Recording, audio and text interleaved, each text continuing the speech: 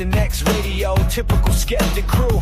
Friday night, we're back in the booth, dropping truth bombs, igniting the proof. Robin Coley, cosmic collision, unidentified open transmission. From Area 51 to Skinwalker Ranch, declassify the files, give truth a chance. Bass drum thumping, a sonic boom, we're breaking down the walls of every room. Skeptical minds unite tonight, underneath the stars bathed in moonlight. Truth serum flowing through the veins, open your mind, break the chains. Question everything, challenge the norm, ride the cosmic wave, weather the storm. Truth serum flowing, take a dose, unravel the secrets, expose what's closed. Join the movement, the skeptical quest for the hidden knowledge put to the test.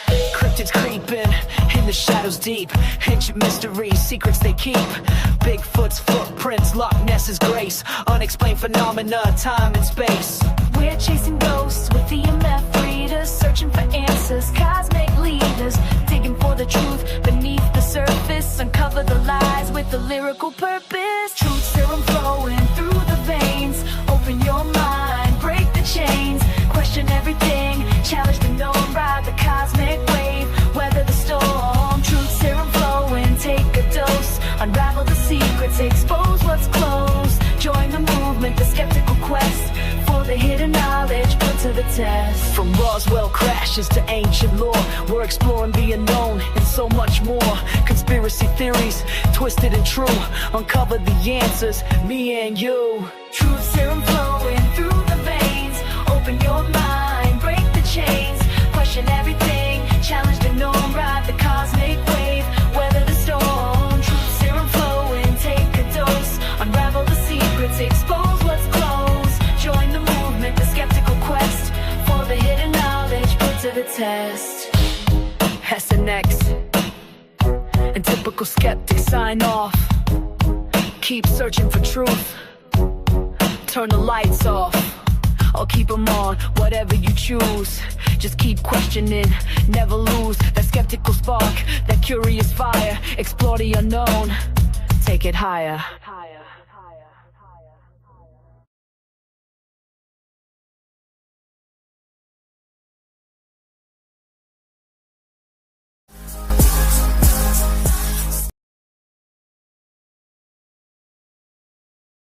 Secrets, whispers in the void, footsteps in the woods, silence destroyed. Sasquatch shadow, moonlight gleam, echoes ripple, is this a dream? Signals pulse through the cosmic stream. Truth ain't clear, or so it seems. Eyes to the skies, minds collide. What's real hides, where the unknown resides. Unraveling mysteries, the universe speaks. Hidden in the shadows, the answers we seek. Cosmic connections, truths untold. Reality bends, let the secrets unfold. Metal birds hover, glowing in the night. Gravity's broken, wrong feels right. Voices crackle from the static hum. Are they here or yet to come? Footprints in soil too big for a man. A blueprint of something beyond the plan. Dimensions twist like threads unwind. Every question sparks a curious mind. What if we're not alone? What if this world's alone? What if the truth's been known?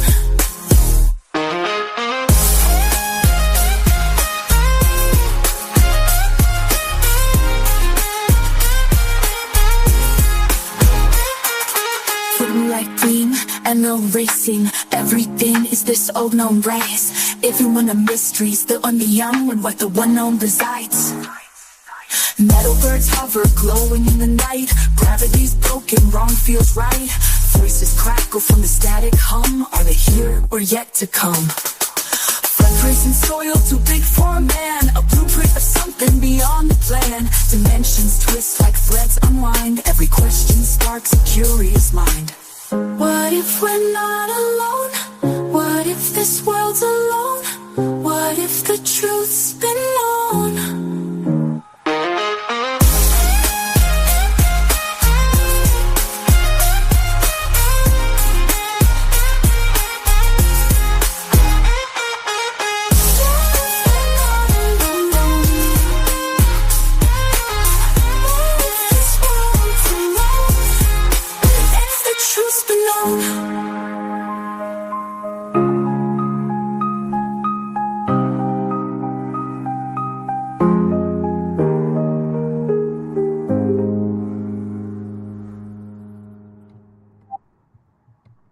Hello, everyone, and welcome back to another episode of Truth Serum. I'm Coley from SNX Radio, and I have Rob from Typical Skeptic Podcast.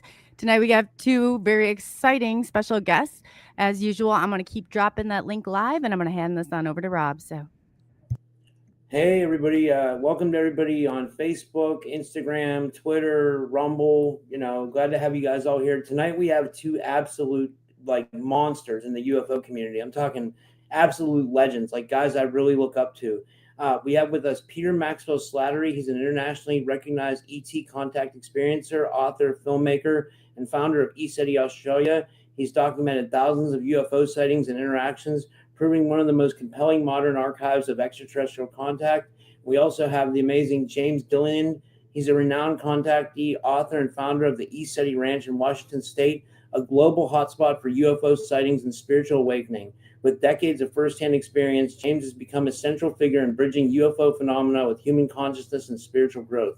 Together, they represent two of the most influential voices in modern UFO and disclosure movement, carrying forward decades of witness testimony, evidence, and spiritual insight. Tonight on the show, Coley and I bring you special Truth Serum podcast Powerhouse Roundtable with two giants of the UFO community. We'll dive deep into the latest UFO activity, ET contact experiences, and the consciousness connection linked behind disclosure. From the skies above ESETI to the ongoing awakening of humanity, this is a conversation you guys don't want to miss. And with all that said, I'd like to give them a big warm welcome to the show. James, Peter, thanks so much for coming on. How are you guys? Oh, doing great. Thanks for having us on the show. Thank you. It's good to connect again, everyone. Yeah, it's a real honor. Thank you. wonderful to have you both back on. Yes, I'm looking forward to this. Yeah, a lot going on. Yeah. Definitely a lot going on, a lot to talk about. Yeah. Peter, did you want to start off where you were talking about a little bit before the show about like the levels of ETs and how it relates to the angelics and stuff like that? Was really interesting. Yeah, well, as I say to people, even extraterrestrial intelligences still have to deal with angelic and demonic situations as well. And there are what we could say is ultra-terrestrials. Inner terrestrials is a term that I heard recently, which is a great way to put in terms of the inner Earth intelligences that are operating multidimensional that James has been going on about since the 80s. But you've also got these higher levels. So the main contacts for myself are the Elohim, which I describe as the cells of God's body, which everyone's highest expression is an Elohim. But there are also Elohim that they're creator beings, and there's councils that stay in those states that assist with the operation, we could say, of what we're experiencing in God's mind. That's just from my experience. And yeah, I know that James was also talking about the Elohim going back to his original books in the 80s as well. And JJ Hurtak's also a lot of information on that really resonates with what I've experienced firsthand with the Elohim as well. That's fascinating. And James, did you want to comment on that? Because you're able to do amazing things and you've been in the community for a long time. But where do you see the disclosure movement headed towards? And do you see us having contact soon? I think it's undeniable. It's funny because, Peter and I are probably the most censored people in the UFO community, and we have the best evidence and the undeniable contact, and it's been, plus, he said he's got a 40-year track record of bringing the ships in and having people come to the ranch and seeing them for themselves. And we have PhD Boeing engineers and Lockheed Skunk Works people and pilots and air traffic controls they all went on record, and said, yeah, these ships are here. We don't know who they are, but they're way beyond our technology. But what I think with this C1 Atlas coming in, and there's a lot of people going to have egg on their face on that one, but the ship coming in, it's definitely a ship. It's making course corrections, and there's periodically it's doing bursts, of light and changing shapes and getting bigger and all kinds of things. So it's definitely a ship. Now I know Peter and I both we did some remote viewing and tuned into it and looked into it, and what we got was a very old group called the Ahians. They were the ones that created the ancient tunnels here on Earth, and they left. They had the glass line tunnels, and millions and millions of years ago. But they left, and they're returning. But they're kind of they're not. People go, are they benevolent? And I said, well, they're more like ambivalent. They're watchers. They're watching. They're just observing. They're gathering data. They're seeing what we're doing down here and checking things out. And I don't think we have a very good scorecard, to be honest with you. But the ones behind that, the other ship that's like, I think it's 200 times bigger and 400 times brighter. I asked, what kind of a ship is that? And they said Mahar. And those are feline beings. And I'll let Peter talk about that too. And they told me there was 8 different races on that ship, and they're coming to help. And they're benevolent, and they're here to assist in this big shift we're going through. And I know Peter's got some more information on that, so I'll let Peter go. But there's a whole fleet coming behind that, and they don't know what to do. They've got them on the James Webb Telescope, and they've got them on NASA's tracking them. You can't, whatever NASA says, it's never a straight answer. So trust that. Agree. Yeah. But Peter, 100%. talk about what you got. Yeah, so what I did was I had a remote viewing workshop here at the sanctuary a few weeks ago, and I actually put the Atlas down as a target as soon as I heard about it. But at that time, I think it was just before it, I actually, through a technique that James taught me with the table tipping with a couple of friends here, I actually got that there was 3 ships coming in. And then after that, I found out that there's these 3 comets coming in. So I stayed detached from the situation, and I got the remote viewers to look into it to start off with, the training remote viewers, though half of them that were involved were actually already acquainted with it. Now, why I did this is because I've been doing remote viewing the Stargate project way for many years, though I don't need the paper. I've got my own technique as well. But I tend to find that people that are innocently getting into remote viewing when they're starting out, specifically with the Stargate method, they're really correct. They might not be 100%, but they're getting like the foundation of the information because they're really innocent to what's going on. So they tend to hit a lot more, and then they go into a down patch if they keep up with it before they elevate again.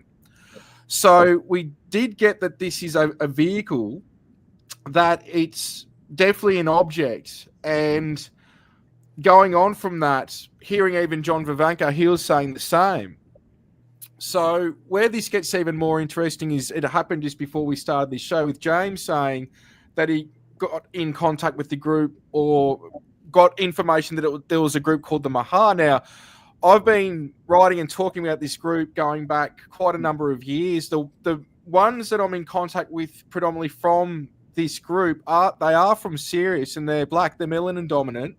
But when you go into the Sirius factions, there's blue humanoids there's feline intelligences, there's lion being intelligences, there's aquatic intelligences. So that I just find is interesting from the perspective of James brings that up. And look, the other thing is too, me and James have done, like I've worked with over 5,000 people in terms of appointments. And what's interesting is that me and James we hang out, we've got our own contacts, we've got the same contacts as well in some cases, but the amount of times that clients that have come to me that have also gone to James and said, you and James got the same being, the same race, whatever, that isn't in the public domain is really good for me and James in terms of confidence of hits, because me and James we don't talk out of school with people that we're helping and talk about their guys, this, that, the other. So it's really good to know that we're getting these hits with each other when we're across the pond from each other, but also we're not talking about some of this stuff. Yeah, it is funny how that does. It definitely cross checks, and I always tell people validation never gets old, in this line of work, because you're constantly being invalidated by social consciousness and all the other nonsense going out there. But, when you have two separate people getting the exact same information, same spelling, everything, same guide, same teachers. You know, it definitely validates the information. Absolutely. With that confirmation makes all the difference in the world, whether or not you know something for yourself, but just that confirmation in between the two of you. So do you often, I guess, get things and then you'll contact Peter and say, hey, or how do you guys check back to back on that? That's awesome. That really is. Yeah, we both ask, you know, we both ask each other, hey, could you look into this and see what you get? And we already kind of have our own information, and then I'll ask Peter, hey, check into this. Sometimes we're both under heavy attack. I mean, there's a lot of unseen negative influences coming in and trying to shut this information down. And I go, are you getting hammered today? And he goes, yeah, me too. And I look into it, and then he looks into it, and we find out the same information. You know, it's the same group. It could be like reptilian. It could be like tall grays. It could be demonic type energies, witchcraft, who knows? I mean, we're always getting hit by that nonsense and clearing it out. But there's other things that, you know, we cross-check with each other to make sure we're on target, you know, and it's, I don't know once we haven't been in agreement, you know, yet. Yeah, it's even with like, we'll get information of time, direction, the race that will come through, and we've done this for a television show as well. And I've done it 3 times worldwide for different TV crews, and it's never shown that aspect. I'll just show a little tiny dot, but when you've got us not cross-correlating again, doing it absolutely blind from what each other got, and you're getting that same information.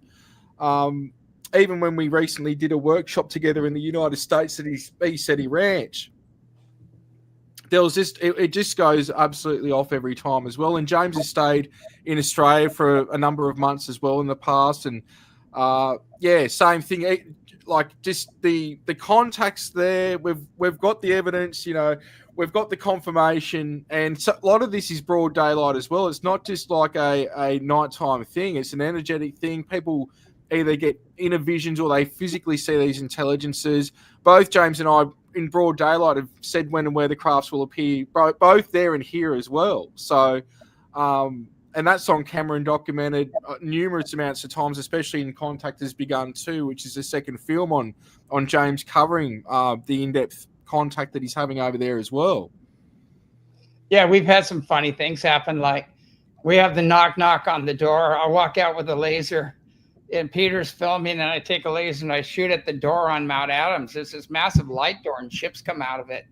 And I go knock with the laser, and this thing goes kaboom and explodes to a big blue-green light, you know. And when, you know, I'll be playing around, a ship will come over, and I'll take the laser and I'll draw a line in front of it. And I'll go, if you don't power up, you know, get out of my sky. Just joking around, having fun. And the thing powers up, you know, and Peter got some amazing footage of the door opening and actually ships flying out of the door. God, some of the things, you know, Peter's the best at daylight sightings. He has a lot more daylight stuff than we do. And what was that one thing, that giant light worm thing that you got?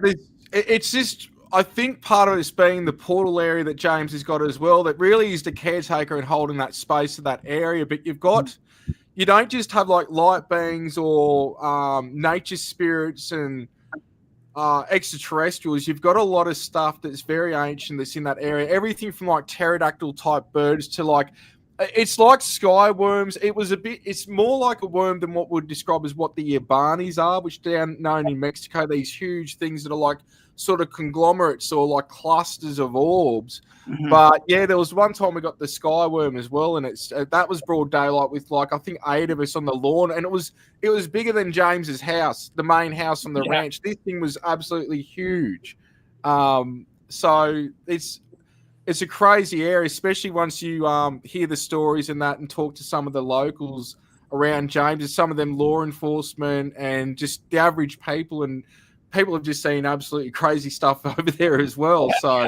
Yeah. I know both of our houses, when I stayed at your house, it was so busy, and there was everything to the wispies, these light beings cruising through, and all these other things happening. And then I go, hey, 5 o'clock, they're coming in. I'd get that message. We go out, and sure enough, ship right over the house. And I know when you're at the ranch, you got a beautiful photograph of Kuan Yin appearing, almost physical. And he, that other spirit, that he looks like a cross between Spock and Merlin, basically. I don't know. And then the Lyrian, you got a beautiful picture of a Lyrian being appearing. So that's the thing, is we have photographs of the beings themselves. We know them by name. We've been interacting with them for a long time. I don't know, Peter, how long have you been doing? You've been interacting with them pretty much all your life. Yeah, it's mainly been the last 15 years on a very strong, coherent level, but it's been on and off since at least 7. There's a couple of things before then, like yourself, but it's vivid but vague what it actually is. Like you had with Mary when you were young, and many years of contact between the both of us. Yeah. But I think what's odd is that, we redundantly have given the exact time and date of the ships and where they would appear. And we have photographs of the beings themselves. We have feline beings, every kind of being. I even have photographs of these ones that look just like E.T. in the movie, identical. They're wearing robes, or the ancient ones. They're very ancient. And, we have all the evidence, and it's ongoing at both of our places. But disclosure, what we have is a fuzzy Tic Tac that's actually a Lockheed ship, that fuzzy Tic Tac that's everybody's raving over. All they got is a fuzzy Tic Tac and a few other things. But I mean, Anna Paulina Luna, I think is her name. She's doing a great job. Yeah. And asking the right questions. Like she's asking, okay, are these things interdimensional? Could they be spiritually and technologically advanced beings? Could they be here to help? And they just squirm when she asks those questions, because that's a big no-no. You'll get kicked out of all the conferences, out of their controlled narratives. They will take you off the air when you start talking about the spiritually and technologically advanced ones that are here to help. And so it's sad that they're not covering that, but we're going to be needing their help in the very near future because of upcoming events. And I really hope she keeps holding their feet to the fire, because it's not just nuts and bolts, and it's not just these Peter's saying it too. These people come out, there's conspiracy shows. We all know who they are, and they come out and they cover. And they censor me totally out of it. I give them the whole information. They censor me out of it totally.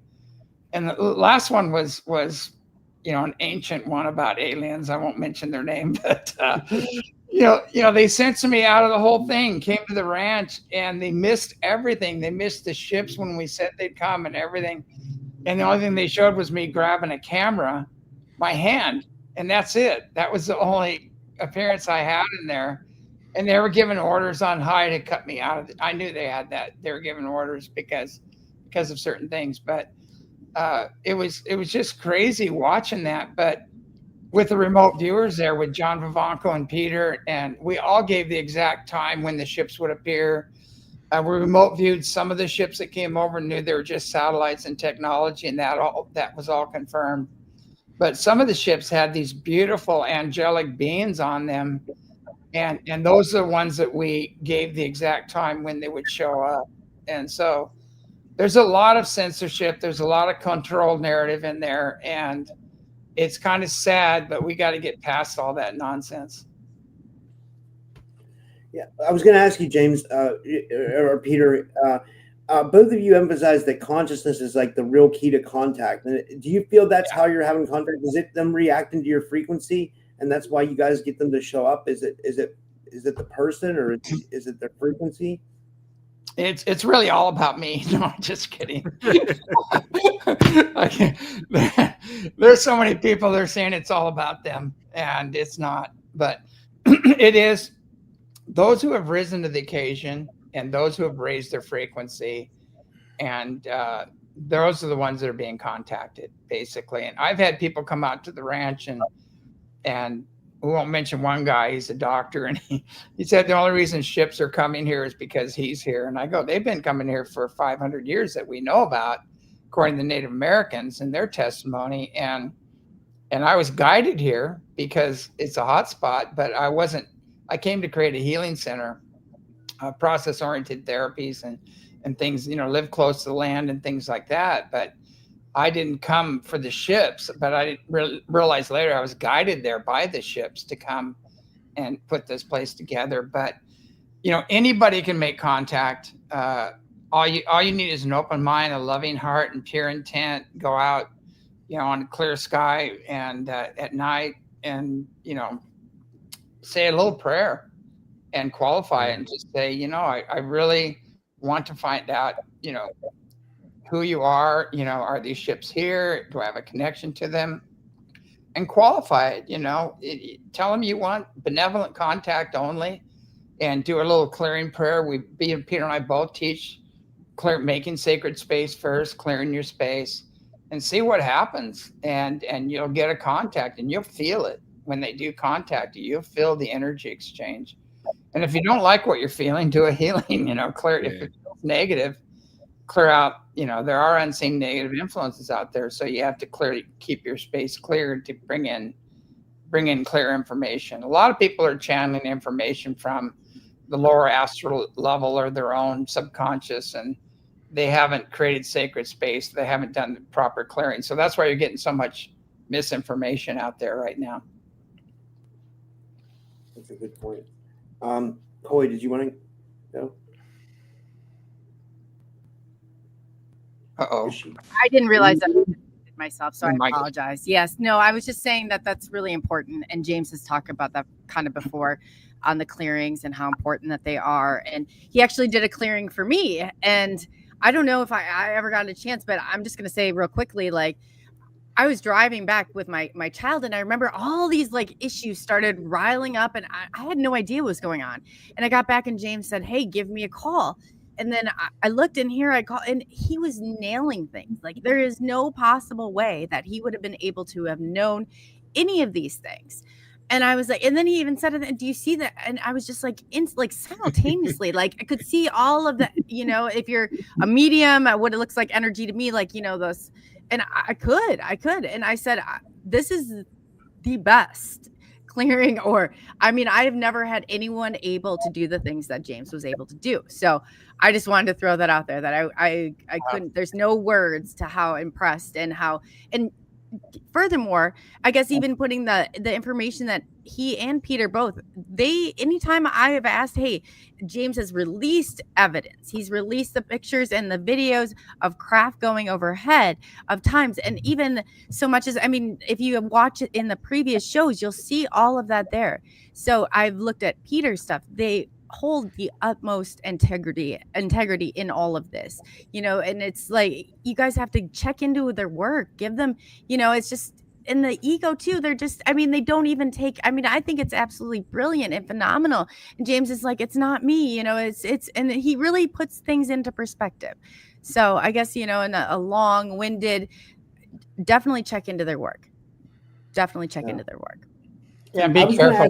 They do have a bad sense of humor. So don't take anything personally. I do too. It's terrible, but you're wonderful. You both are absolutely wonderful. Yeah. I was going to ask you guys, we hear a lot of different stuff about, the reptilians and what their agenda is, and the grays and stuff. And then some of the positive beings and what their agenda is. But what do you guys think we're dealing with as far as the real ET agenda? Be both positive and negative entities. What do you think we're encountering as far as? Go ahead, Peter. It depends on what level you're coming at this from. If you're coming at it from the highest levels, you're going to see there's no good or bad, that everything's one consciousness interfacing with itself. But it's once you get out of that, and we could say into the lower states, in the realms that we're operating, we're experiencing, it's very much a duality type thing. Even something that's good, it's got a little bit of bad, or something that's bad, it's got a little bit of good.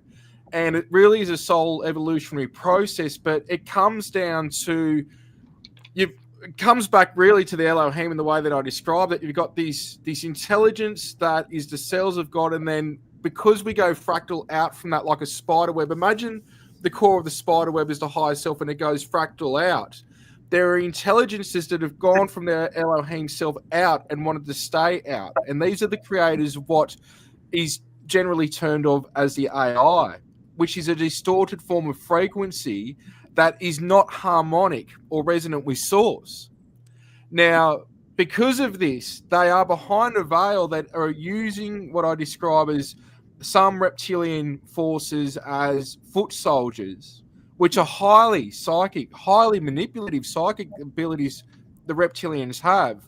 But it's all under the guise of bringing things into a lower vibratorial state to harvest that energy for this AI, which really is just a function for the fallen Elohim. But then you've also got different forms of grey intelligences. Now, there are some greys that I've come across that aren't actually grey, but they are either neutral or they're not too bad. But predominantly, you're dealing with, we could say, programmed life forms or extremely lower vibratorial states of consciousness that are appearing in these grey forms, or this is what's commonly referred. But we've got to remember that not everything, like when you say grey, it's like which type. I remember talking to Mary Rodwell one time, and she knew somebody that knew over 100 species of different types of greys, and you're talking about 100 different types of agendas. But on the opposing end, you've got angelic, celestial intelligences, those that have ascended the many worlds, everyone from Yeshua, Jesus, to the House of Mary that James talks about and we've experienced with the Marys, Kuan Yin, different goddess energies throughout many different star systems. And what's happening is we're going through a process where this AI with the fallen ones have stunted many worlds that eventually, if we look at the stars, which is our sun, as a neuron network, when these pulse and they flare to a certain extent, it actually inerts and neutralizes the AI. So this is all part of a cycle that is going to be a reset in that state anyway. But it's really also a state of soul evolution that many beings are here at this time to help elevate the Earth human experience from within. And also, as James does talk about, is that most of these extraterrestrials in our neck of the woods, I would say they're either our ancient ancestors, but there are also some that are our future offspring.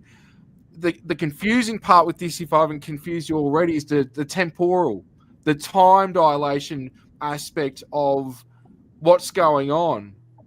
But once, like I say, the ETs and us are the bottom 5%, and the angelics would be right up the top before you hit source.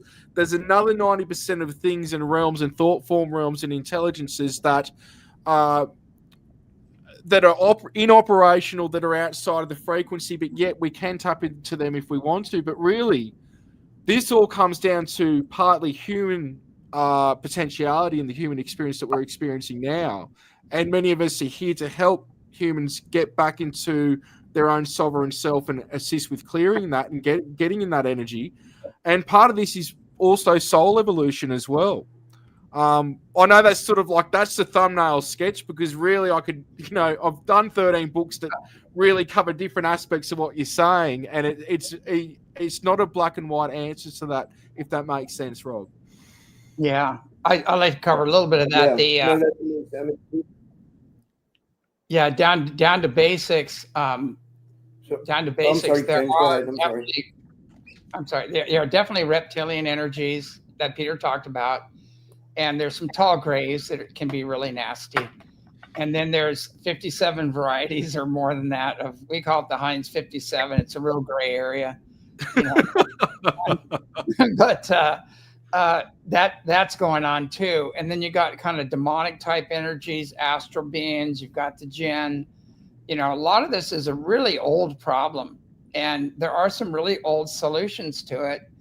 And the main thing is creating sacred space, learning how to heal unseen negative influences. Also align yourself with universal law, which is universal peace, brother, sisterly love, individual freedom, and prosperity for all. And use that as a template or to discern with whether or not you're aligned with the highest and best good of humanity and the earth or yourself. And so that's the way out, basically. And if you're disempowering others, taking advantage of others, if you're harming others, you're definitely outside of universal law. if you're capitalizing at the expense of humanity, the earth, you're definitely outside of universal law. And unfortunately, most of the planet is doing that right now. But all that energy and everything's going to be amplified and returned to source, basically. So, some people call it karma, action, reaction. All that's being accelerated and amplified right now. So those that are participating in that game are not going to be frequency specific to the ascension of Earth. And the Earth is ascending, and that's what all these ships are coming in now to help us with that process. And we don't really have to worry too much about the ones coming in. It's the ones that have been here, and they're being they're being I don't want to say evacuated. They're being or exterminated, but a little both is going on. They're being removed. Put it that way, by the benevolent ones, and the white hats are involved in this, and Space Force and the federations and the councils. They're all involved in cleaning up the multidimensional problem here on Earth. I agree. That's really well said. Yeah. So, do you believe that the benevolent ETs have a plan for experiencers? Yeah, 100%. Yeah, it's partly. We could say that some are spies in a way, and this can be of positive, from a positive aspect, but also negative, depending on who and what. But also, as I say to people, everyone watching this right now that's into this, that's been into it, that are experiences to an extent, even if it seems very minimal to everyone, you are guides in physical form, that when this unveils, you will be the person that those in your circle, family, friends, what have you, you're the one that they'll be coming to get a heads up on certain things. They will have many questions. So we're here to assist people with an integration process, but it's also about us being sovereign beings as we elevate within the galactic neighborhood as well, not losing the human way. And I will say here that we need to give ourselves more credit. Now, in terms of the word that's becoming fashionable now, psionics, it's actually an old term. But it's like I say, like the old 60s clothing with the flares. Every 30 years, clothing becomes popular again from a different generation. Well, we're in a situation of the word psionic, which is basically psychic, is being used again. But there are psionic assets. Now, I've even destroyed crafts. I've overtaken crafts before. We've heard about this in recent times with Skywatcher and what have you. Why I'm actually bringing this up is the following.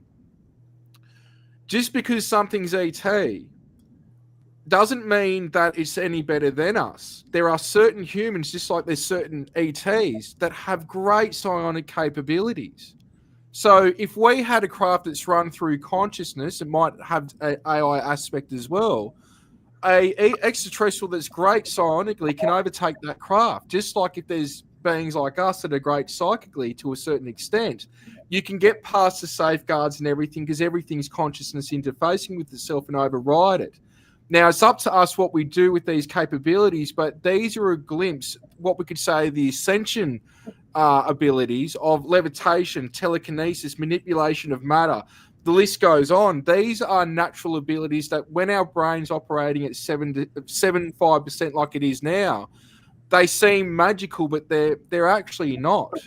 And you need to be in a certain space when you unlock these capabilities because you wouldn't do harmful things with them, which is part of the granting and the access and the connection to these abilities.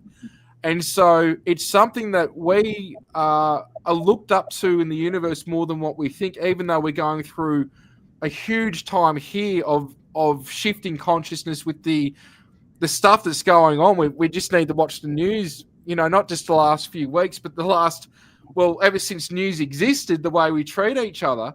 But there's huge human potentiality there as well that I just want to be a reminder for people. Yeah, I just did a newsletter on a show. Actually, I talked about it on my show.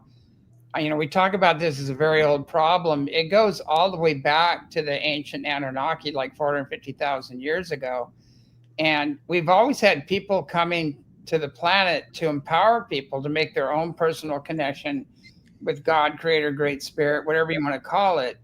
and also learn how to, critical thinking and how to know whether things are true or not, and learning inner sensitivity and discernment. And this goes back, to the negative influences that came in during the Anunnaki when they were here and they got into their turf wars. It goes into Atlantis and Lemuria, where they fell. They got into turf wars, mainly because of these unseen negative influences that were coming in and messing with them. And, you really think about Socrates.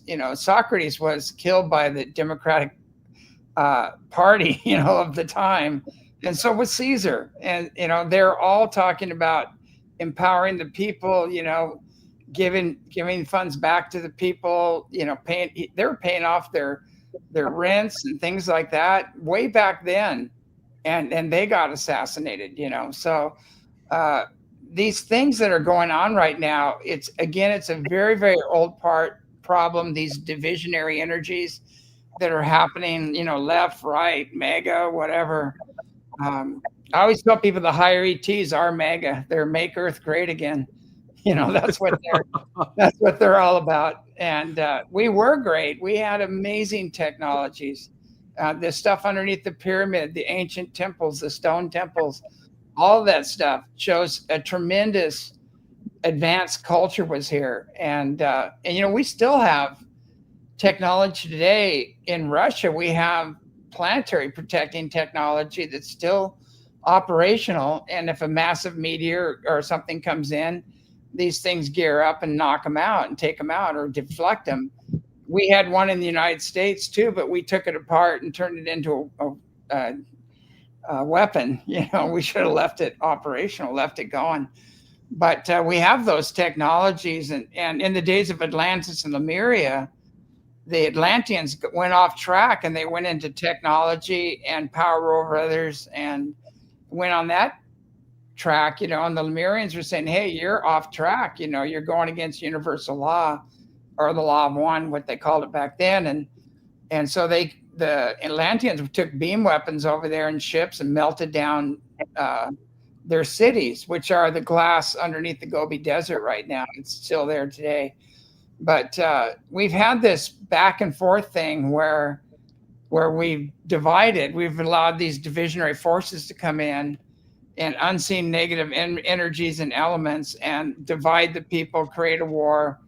And these other entities live off of that energy. They feed off of that, the pain and the suffering and the loss and all of that. And so this is a very old problem that we're dealing with, and now the benevolent beings are coming back, and the multidimensional beings, the source itself, and they're acting through the suns, which are all connected to the great central sun, and we're just getting hammered right now with solar flares, coronal mass ejections, solar weathers coming in. It's increasing the bioelectric fields around the body. It's forcing us to process what the old wounds and traumas and wrong conclusions, and it's creating severe weather and an increase in earthquake and volcanic activity. So the earth is expanding. We're expanding. Everything is in a growth cycle right now, and it's massive. I mean, it's a very, everything's turned up. And so again, we got to go within and make our own personal connection with Creator. And a lot of these entities, we all live in a unified field of consciousness and energy. And a lot of them are just pulling more out of that field. And a lot of us aren't aware that we can do the same thing. And some ETs are totally mentally and technologically advanced, but spiritually backwards. And there's some that are extremely spiritually advanced and technologically advanced, and they're returning to help us now, so we don't do the same thing over and over again. So we really have to know our history and know the common patterns so we don't repeat them. And that's what we're going through right now. That's well said. Sorry, Coley, go ahead. You're muted. Thank you, Mike. Your mic's off, Say Coley. that, yeah. Oh, There you Peter. Yeah, I don't know why it keeps bumping off because usually I turn this one on. It doesn't do that. But anyway, I was going to say that it seems like karma has really sped up, James. Like it's like almost instantaneous that it happens. And then can you kind of, do you know, I mean, I know that you and Peter kind of talked about, or I guess Peter kind of hit on the time dilation before. I was wondering if you could explain to people like what you guys are talking about when you talk about like the time dilation and things like that. Yeah, there are time folds going on. The Pleiadians are heavily involved in the time folds. And right when you feel everything's going to go to hell, you think we're going to drop the nuclear war and everything, you know, you feel this energy and all of a sudden it just goes away. It shifts and you feel this really heavy energy and all of a sudden it's gone. You go, what happened? And they folded time and they got us past that event. And they're doing that over and over again. And they were doing it about every 3 or 4 days for a while. I haven't checked into it again, but and then Peter, I'll let you talk about the temporal wars going on because there are time travelers and that's affecting us too. So I'll let Peter take that one.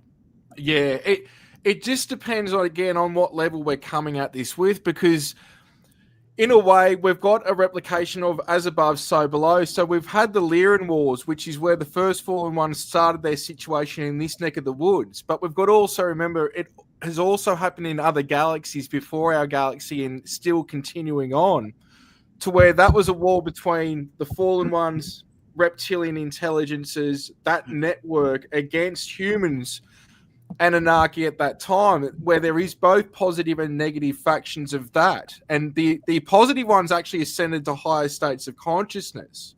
And the ones that the lower vibratorial state are sort of closer to us more. This offshooted over to the Orion Wars as well and has also gone throughout other sectors. But when you're coming at things from this perspective, technology plays a big part. That even getting back into the psionic thing just for a minute, in some cases where you've got consciousness assisted technology, you're connecting to a craft that extends your consciousness, but in other cases you are the technology, and we could say the craft or whatever is just extension of little things that you're going to get to do menial jobs. Then you go into the Merkaba light vehicle chariot. If you change chariot in the Bible and go at times, if it's talking about certain sky situations or beings, they're actually in a Merkaba, which is their chariot throne, which also ties into the rainbow body. When they go from the Merkaba into the rainbow body, they dissolve and they reappear, which Namkai Norbu, as I speak about, a Tibetan Dzogchen master that transitioned a few years ago, talked about this technique being taught in 13 star systems. Now, when you're operating in a level that you can dissolve from physical form into nothingness and reappear, you can also get into the different aspects of timelines and even create realms at that level. But we've got a situation where the original grids that were crystalline pyramids that I've been talking about for nearly 15 years, these are the Elohim, very similar to what we see in Egypt, but not. This is different. These are crystalline pyramids that actually are being and will be found. I think Mars is pointing to this, but they're going to find that there's a crystalline pyramid network that goes throughout not just this galaxy, but the universe. Then there is the Fallen Ones grid, which is connected to certain things like towns, shopping malls, religious facilities. Why is it that we go to a lot of towns and you see obelisks that are dedicated to a world war, World War I, World War II? You see this all around Australia. I see it in America. There's these obelisks that just, you look at it and it's in plain sight. But the roads harvest our energy into this grid.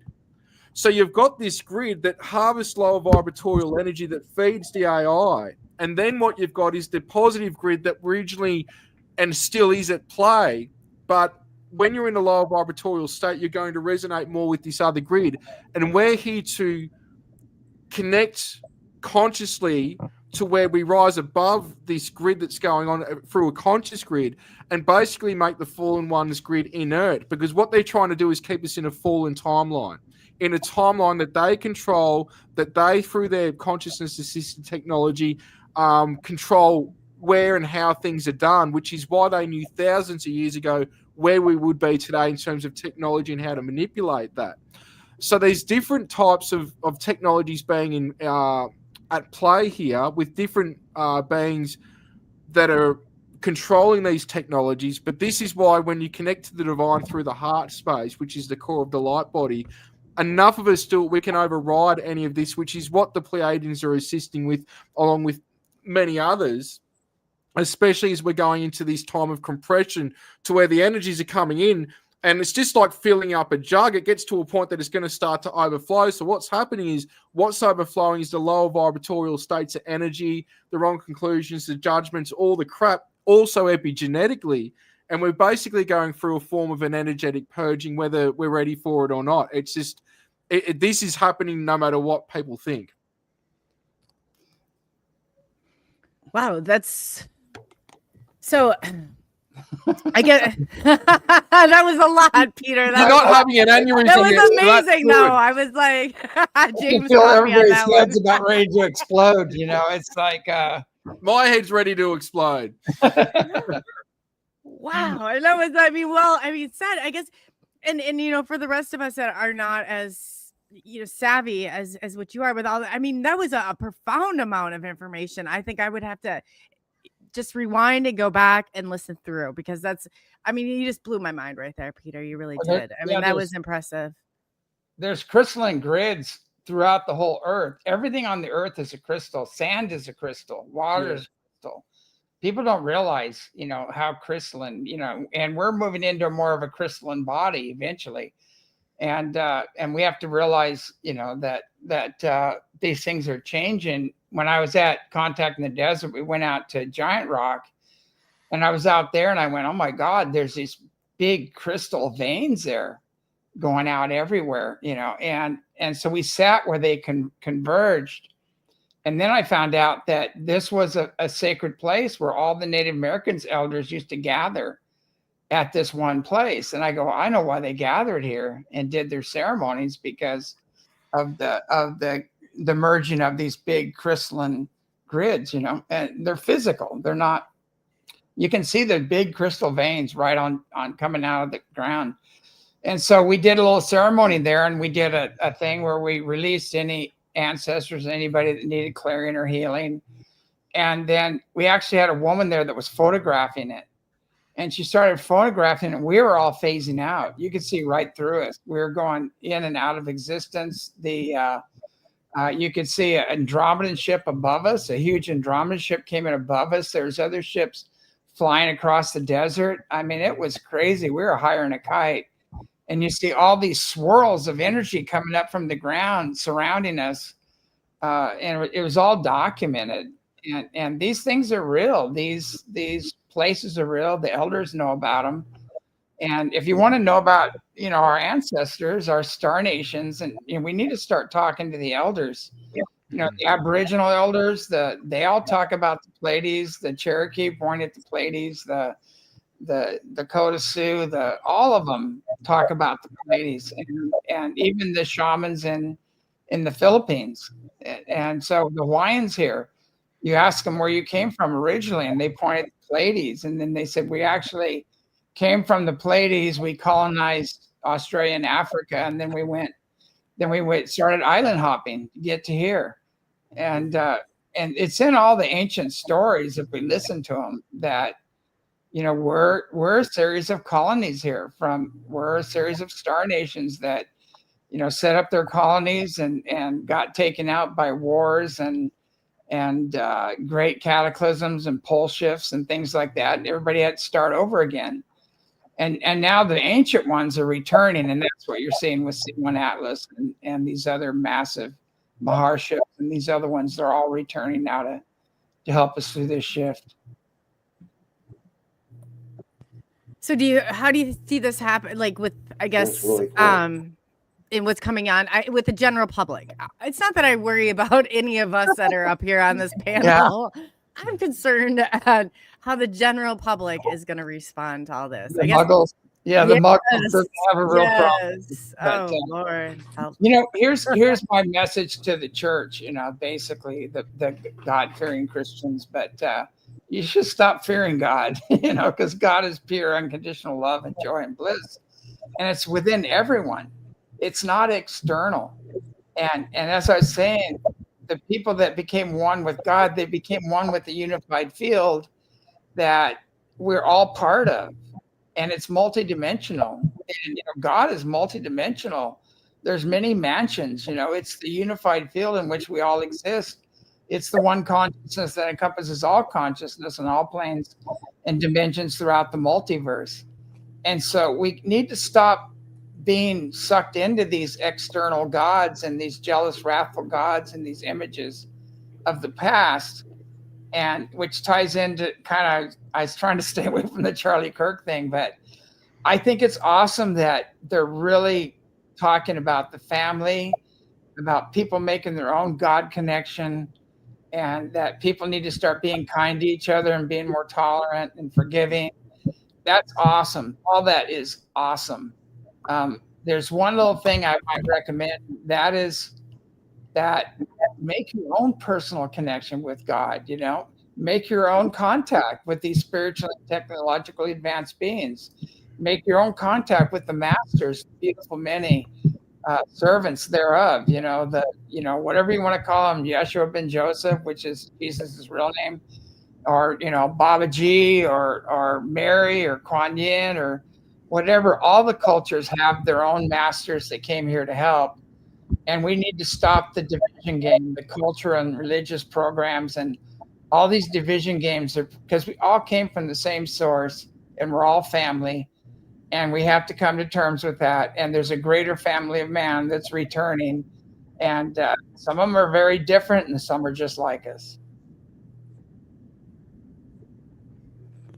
You can't just assume somebody's good or somebody is bad. I mean, you have to know all ends of it. It's character. It's action and character. It's people's actions, establish their character basically. And that's what we have to go back to. It doesn't matter what color you are, what religion you are, or anything else. It's your actions. And if you're dividing and judging and condemning others and all this other stuff because you don't use the right name of the bearded gods of old, right? You're not. That's not a Christian program. It's ungodly basically if you're doing this division game. I like that.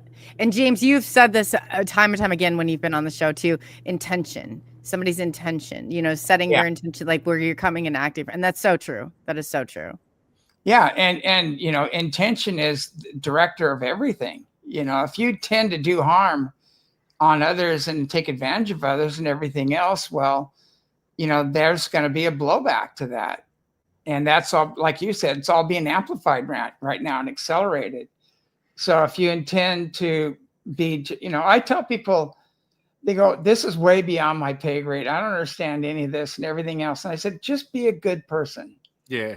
But that's all you got to do. Just be kind to each other and the planet.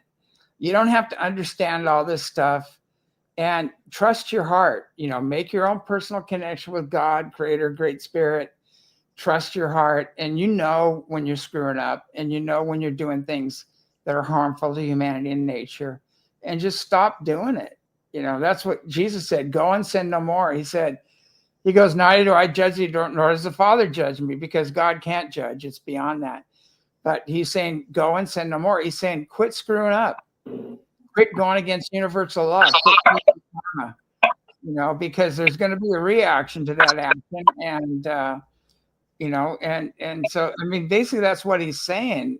Sin's just an archery term. It means you missed the target. And hell is a garbage dump where they burned all the trash. And if you didn't have enough money to be buried properly, you were thrown on the garbage pit and burned along with the rest of it. So, there are, in lower 4D, there is an area where bad people go, and people of like mind go, and they're magnetically attracted by their fields of energy.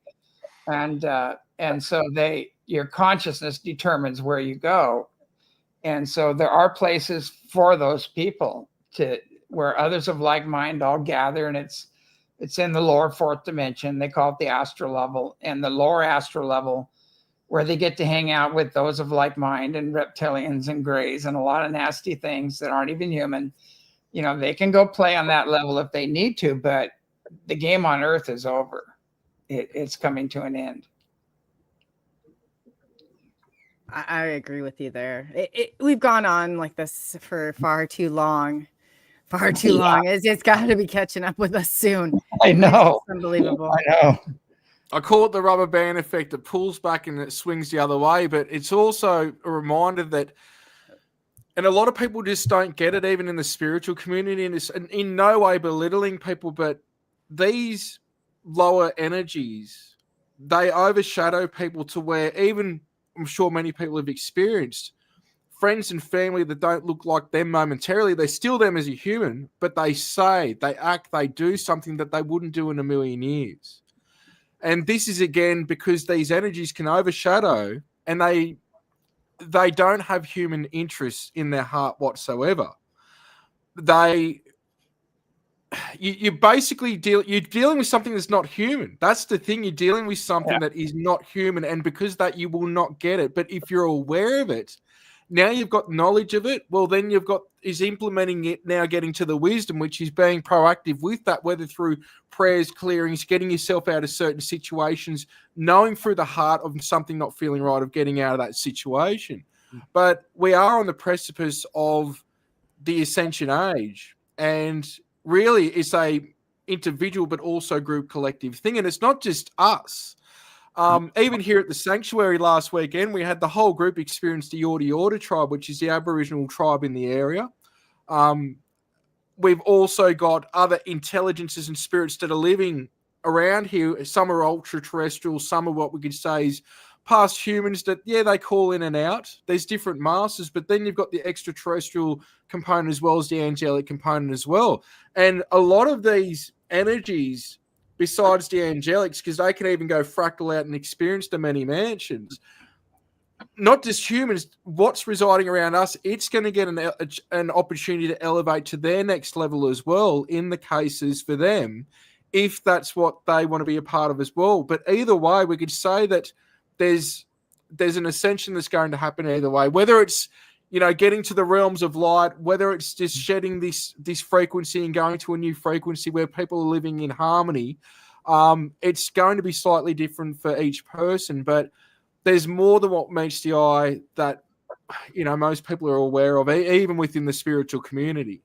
And it doesn't mean me and James know it all, but because we're not looking at things just from this perspective or that perspective, and we've gone through a lot in our own ways, you start to see that a lot of it's tied together, and there's a lot more available to us, not just in terms of other intelligences, but even our own resources and abilities. Yeah, I love the saying about the human. They said there's so much inhumanity on Earth because of non-human interference. And until you factor that in, you're not going to understand what's really going on, because there are beings that are at war with the Creator in all creation, basically here. They don't like Creator or any representation of Creator. And they are being taken care of. They've got their eviction notices, and they're being taken out right now. And we can all participate in that. The God within us we can activate that and bring that love and joy and bliss down and out through our hearts and into every situation. And love's the ultimate power in the universe. And when you can channel that energy into every situation, it just changes the game. It's a big game changer. But we forget. We don't know we have the ability to do that. I agree. Peter, I'm going to ask you, do you think people will actually experience ascension symptoms? Do you buy into that? Do you think that's or is it someone's own personal journey that they're there's a group collective component to this. Now, whether people go full on rainbow body or even attain their Merkaba, which I believe we've all got sitting there, and it can be a physical thing as well as a astral or etheric. He's got multiple dimensional aspects as well.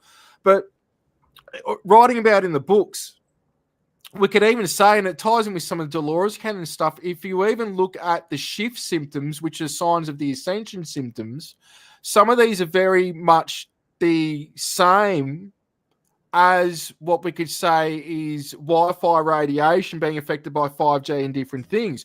But what's happening is the body's dealing with a frequency change. It doesn't mean that it's the same thing, but you're going to get very similar symptoms. And it comes down to what James was saying before, and I'll give the analogy of this, and you guys being Americans might remember this show. There was a show called Ghost Hunters Taps, where you had Jason and Grant, the plumbers, right? Now, why I'm bringing this up is great show, great guys.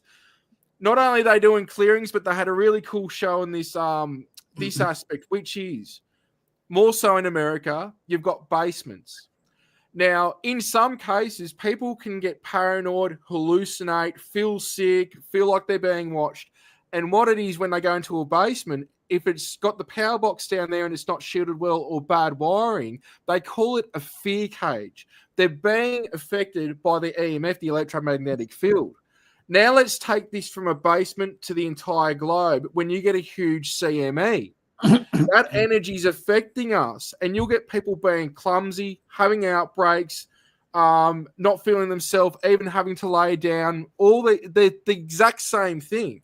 And this is science. We're not educated on it, but we're in solar maximum right now. And I forget the gentleman, but Tony Robbins one time, going back a few years, he brought up this gentleman where this guy was saying basically we go through, most likely from the science of what he could go through, every solar maximum we go through economic turmoil, wars, upheaval, then you go into solar minimum and things start to chill out a bit. And we're in a solar maximum right now. We're way past due for a Carrington type event. And these things are affecting our bodies. So these frequencies are not harmonic, what I'd say resonant with the full-blown ascension. But it comes down to what's ascension for each person. We've got a level where the whole human race has an opportunity to elevate either way. It might be that we're not all holding hands in kumbaya, but what was once a mystery may not be so much a mystery, and the revelation of not just angelic or extraterrestrial intelligences, but a whole lot more can be revealed, which sort of gets us together on the same page somewhat, realizing we're not alone, that a lot of what we could say we're looking at from different perspectives is real in terms of God and the angels, or God's, whatever people want to term that. But there will be these pockets of civilizations and people that will go into states where they may be in high vibratorial states on Earth, or even go to completely different realms, or even back to certain parts of the star nations, or even create their own realms within God's mind. It's really what you're resonant with, because a lot of people here at this time have done all this before, and they're here to help humanity elevate themselves to go through it. So it's a really complex scenario that I hope I'm linearizing in a way that's digestible, because a lot of this stuff is really hard to get out of my head from the context and what I know. And again, people just make their own decisions with what I'm saying. I'm not going to ram it down your throat and go, this is the way it is, but I know what I know, and I can prove a lot, but there's a lot that I can't as well. Yeah, what happens is kind of dovetailing what Peter was talking about. Things get psychometrized into the earth, and especially stone and metal, basements, things like that, really psychometrize energy. A lot of ancient temples have a lot of energy psychometrized into them that are built out of stone and things like that.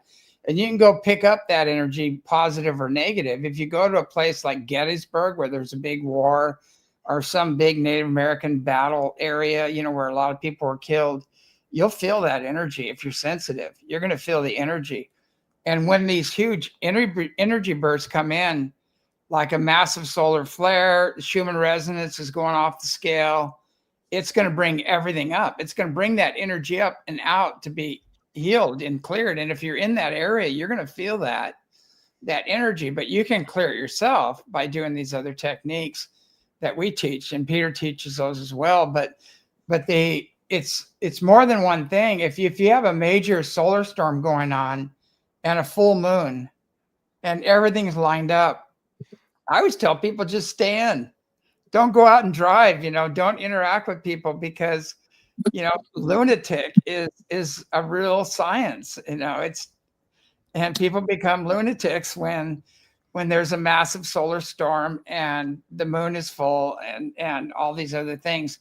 There's a science behind that. So, Yep. A lot of times people ask me, they go, "Hey, let's go do this and this." I go, "Hell no, I'm staying home. It's a full moon. There's a massive solar flare."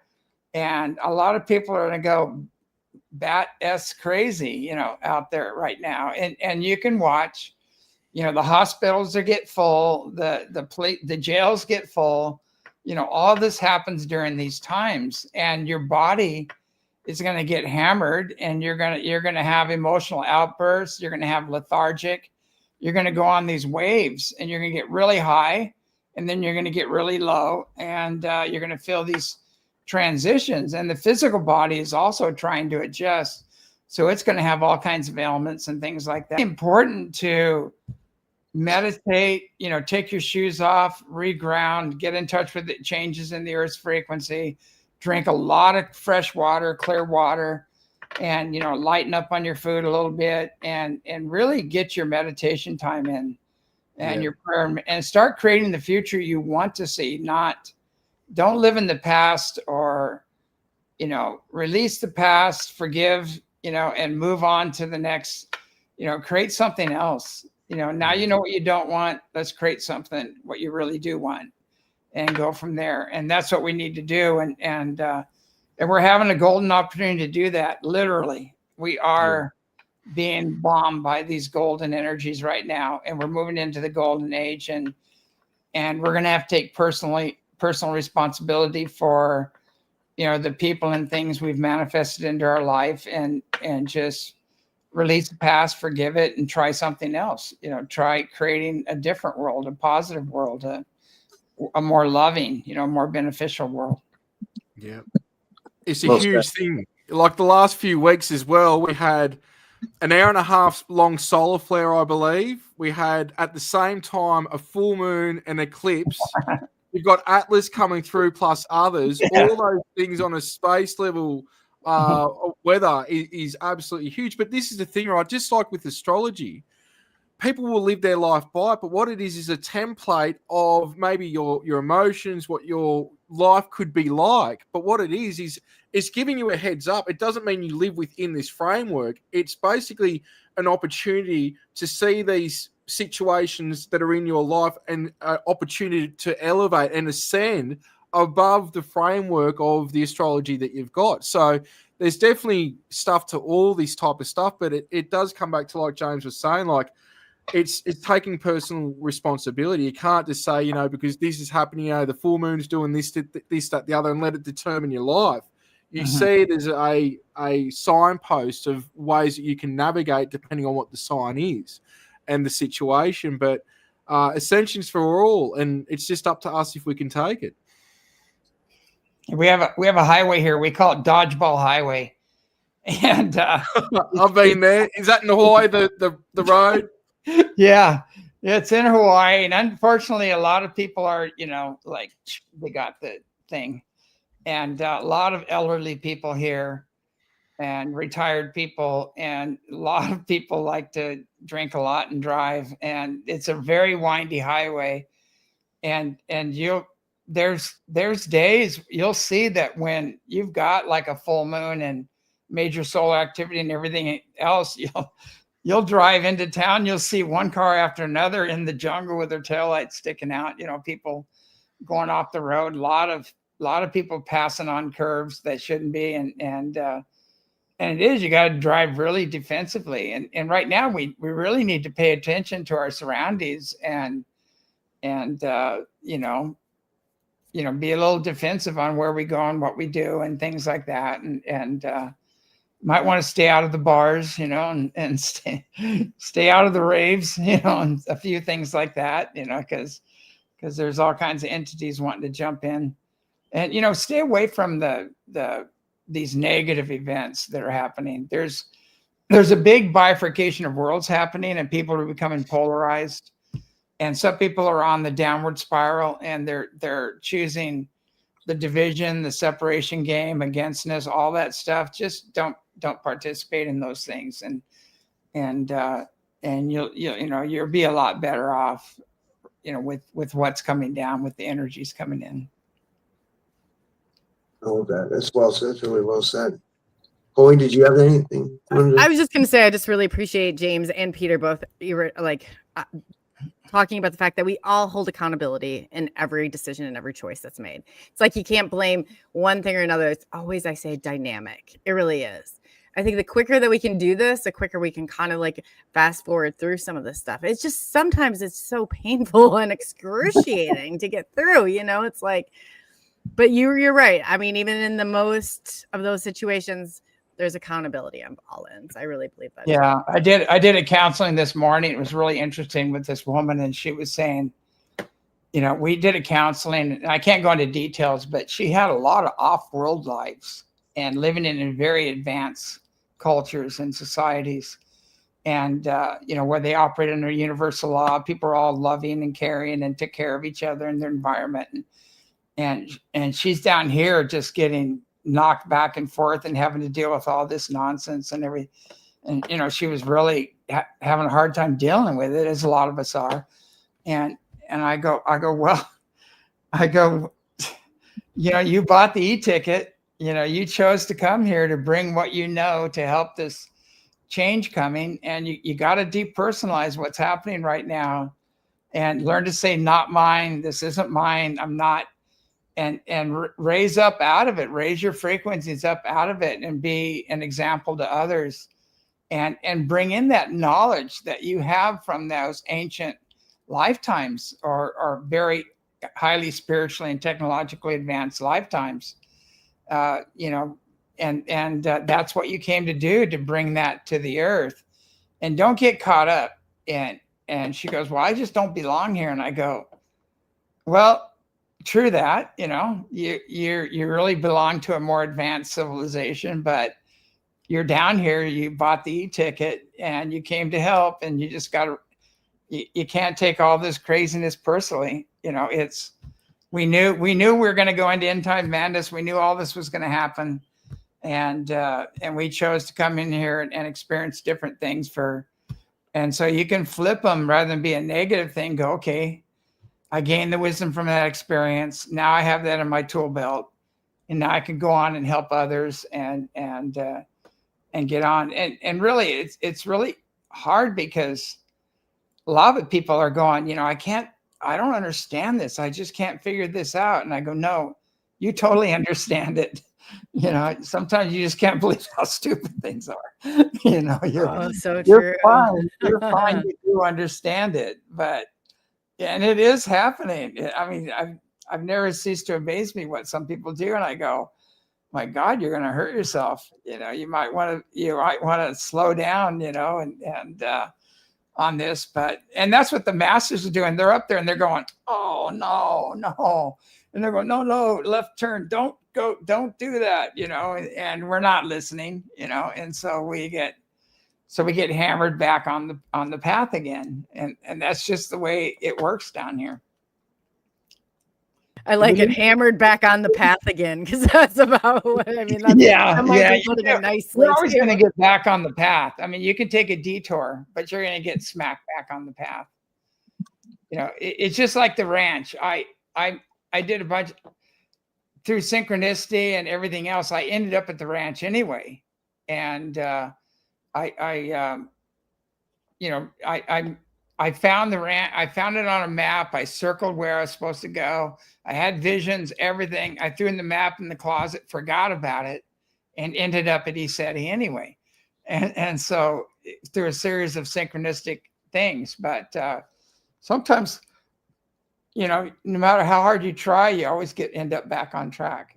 You'll have some diversions, and the universe will show you that, you're not on track, and so we really have to learn to let go of that, forgive and release the past, and recalibrate. It's like sin. Like I was saying before, sin's an archery term. You got a bunch of arrows in your quiver, if you miss one, so what? Keep trying, load again.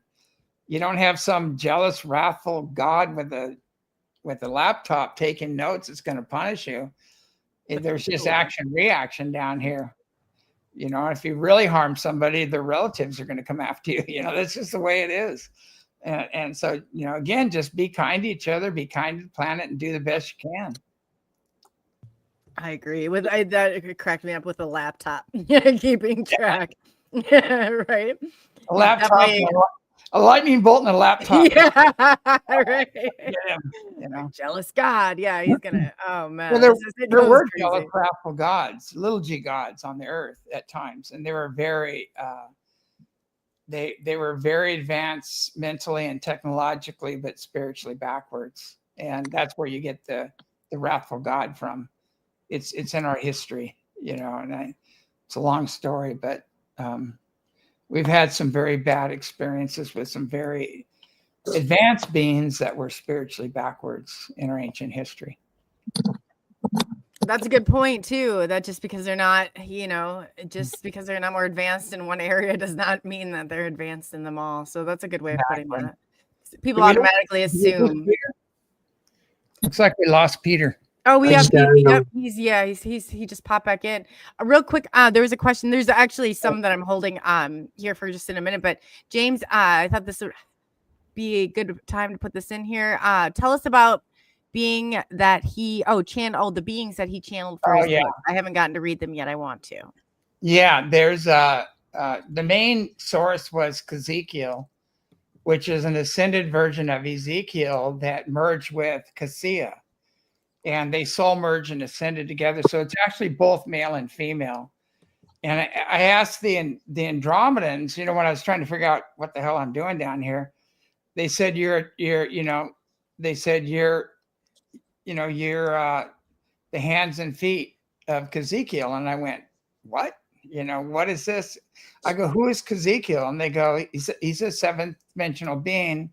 And they refer to him as the God of eternal bliss. But it's not really a he or a she. It's a merge of both energies. And it can appear to you as a male if you need it, or a female, and just give you this total loving feminine nurturing if you want, either way. And beautiful being, and knows all about the Earth's history and ancient past too as well. So that's where a lot of the information came from. It came through Ezekiel, but I mean, because I had the connection with Mary when I was a kid and was dying in the hospital, and she came and saved me. And then I had another near-death experience where she came in, and so it's a combination of the masters, and Ezekiel would be the key one. And our conference building there is called Ezekiel Hall that we use. But people go in there and just get all blissed out and start laughing for no reason. It's when we do Yigong and we teach classes there, it's kind of fun. But basically, that's who we really are. Within each and every one of us, there's a god or goddess of eternal bliss. It's just a loving, joyous, powerful, manifesting god or goddess. That's our core nature. And then we have all these layers, you know, that we need to let go of, and wrong conclusions from past experience and traumas, and we have to get rid of to get back to that. I like it. Peeling back the layers of an onion. That's what when we were in therapy, that was a big one. Yeah. Peeling back those layers. There's a lot of layers. Let me tell you, a lot of layers. You think you're done, you know, you go, oh, that was intense, you know, and you go, oh. You go, you mean that was just a layer? That was just one layer? Yeah, I know. Just one, when they just think we have how many more to go. But it's so true. And I say, you know, once people start getting on that path and they go down, I mean, the first layer is always the hardest. It really is. Sometimes in the middle, I mean, you got some along the way, but I mean, relatively, I mean, once you start really facing things and coming to that, you just have to be at a point you're ready to do that. Otherwise, nobody else can do that but yourself, or decide that but yourself. Yeah. When I first opened up, I didn't have a teacher, really. I didn't have anybody I could talk to understand what was going on. I had inner teachers, like Yeshua was coming to me, and Babaji and White Eagle and some of the other masters were coming to me, and Jesus kept bringing me other beings saying, you got to go study. You got to go study Eastern thought, the Native Americans. You got to go with every culture and learn what their paths are and their methods and everything. And then I finally came to realize that, you know, basically we all have different names for God, Great Spirit, Creator, whatever you want to call it. And there's different levels of enlightenment, and they all have different names for that. But the bottom line is we all came from the same place, and we all return to the same place, and we're all family. And although we are diverse, that's we're the diverse family of God, basically. So that's what I realized. When you get past the seventh dimension, it's just pure love and joy and bliss. You don't have all this other nonsense going on. And that's really who we really are. Peter, you're popping in and out there. Yeah, I didn't know if you all crashed. The whole thing went down on me. So I'm not sure something's going on. That's what happened to me earlier, Peter. I had to log in from my phone. My computer was just kind of zapped. Yeah, I don't know. It seems like we're having issues. Well, you know what? But the information coming through right now, they are not liking this, and you're going to have a little multi-dimensional computer warfare going on here. So it just comes with the territory. Yeah, I mean, I was going to say you guys are like a breath of fresh air, with the concepts and everything that you guys bring forward. It's like it's always positive, and it's very enlightening, and it's really amazing. It's amazing stuff. Yeah, it's kind of agree more. Yeah, it blows me away that the knowledge and information we have, and a lot of it's like years and years, lifetimes of experiences off world as well. We had full memory of all that, and it just blows me away that the level of censorship, even in the UFO community and the spiritual community, they don't talk, and it's sad that everybody has a piece of the pie and they think it's the whole piece.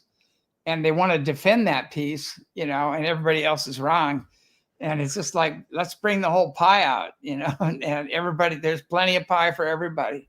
It's like an ego, James, right? It's like people can't seem to get over their ego or whatever. It's the ego, and it's also the interference from these other levels we've been talking about. There's major, and a lot of people have they've sold their souls for fame and money, basically. And they have a different agenda going, and they're the controlled narrative, and they're in power right now. They're losing power.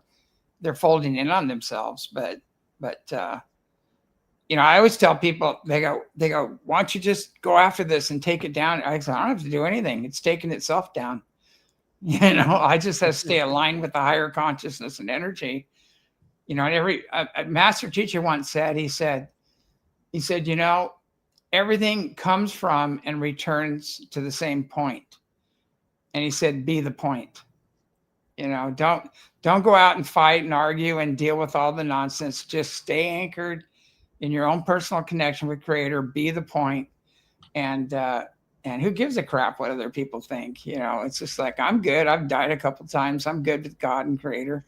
It's like, people come and they try to insult me, and I just go, right. I have a T-shirt says, I'm not your father, I'm not your mother, I'm not your ex-lover, I'm just sitting here. I'm just sitting here, and all these things are flying around, and attacks and rumors, and I just go, I really don't care. I don't care. They're establishing their character and their ignorance. It doesn't have anything to do with me. And so I just keep going. You're gonna take yourself out, basically. You don't have to do anything. Good point. It's easier said than done. I'll give you that. But to get to that point, James, that's phenomenal, because it really does. It's such a freeing experience. Oh, you're getting pulled constantly. I know it happens to Peter too a lot. They're trying to yank us out of our center and get involved in all this petty nonsense and accusations and false accusations and weird stuff. It's just like, it's like Charlie Kirk 2.0, like they're twisting everything he said. But it's the same thing. It's the same energy. It's, there's elements, and there's people following those elements, and people in ignorance, and they're doing the bidding of the dark arts and that dark, and they don't even know they're doing it. And some are doing it self-righteously. They really think they're being guided by some higher force, but they're not, you know. That's so true too. That's so true. So do you think that whatever this is seems to very much hate humanity? Everybody like, it just doesn't make sense. And I said, no, it really doesn't. And I guess until you understand, exactly what you're dealing with, I guess in your and Peter's knowledge or in which, what do you think exactly it is that we're dealing? What's pulling the strings on some of these people? What is creating this underlying like hatred just by simply like going out and living and walking your life without bothering somebody? Yeah, go ahead, Peter.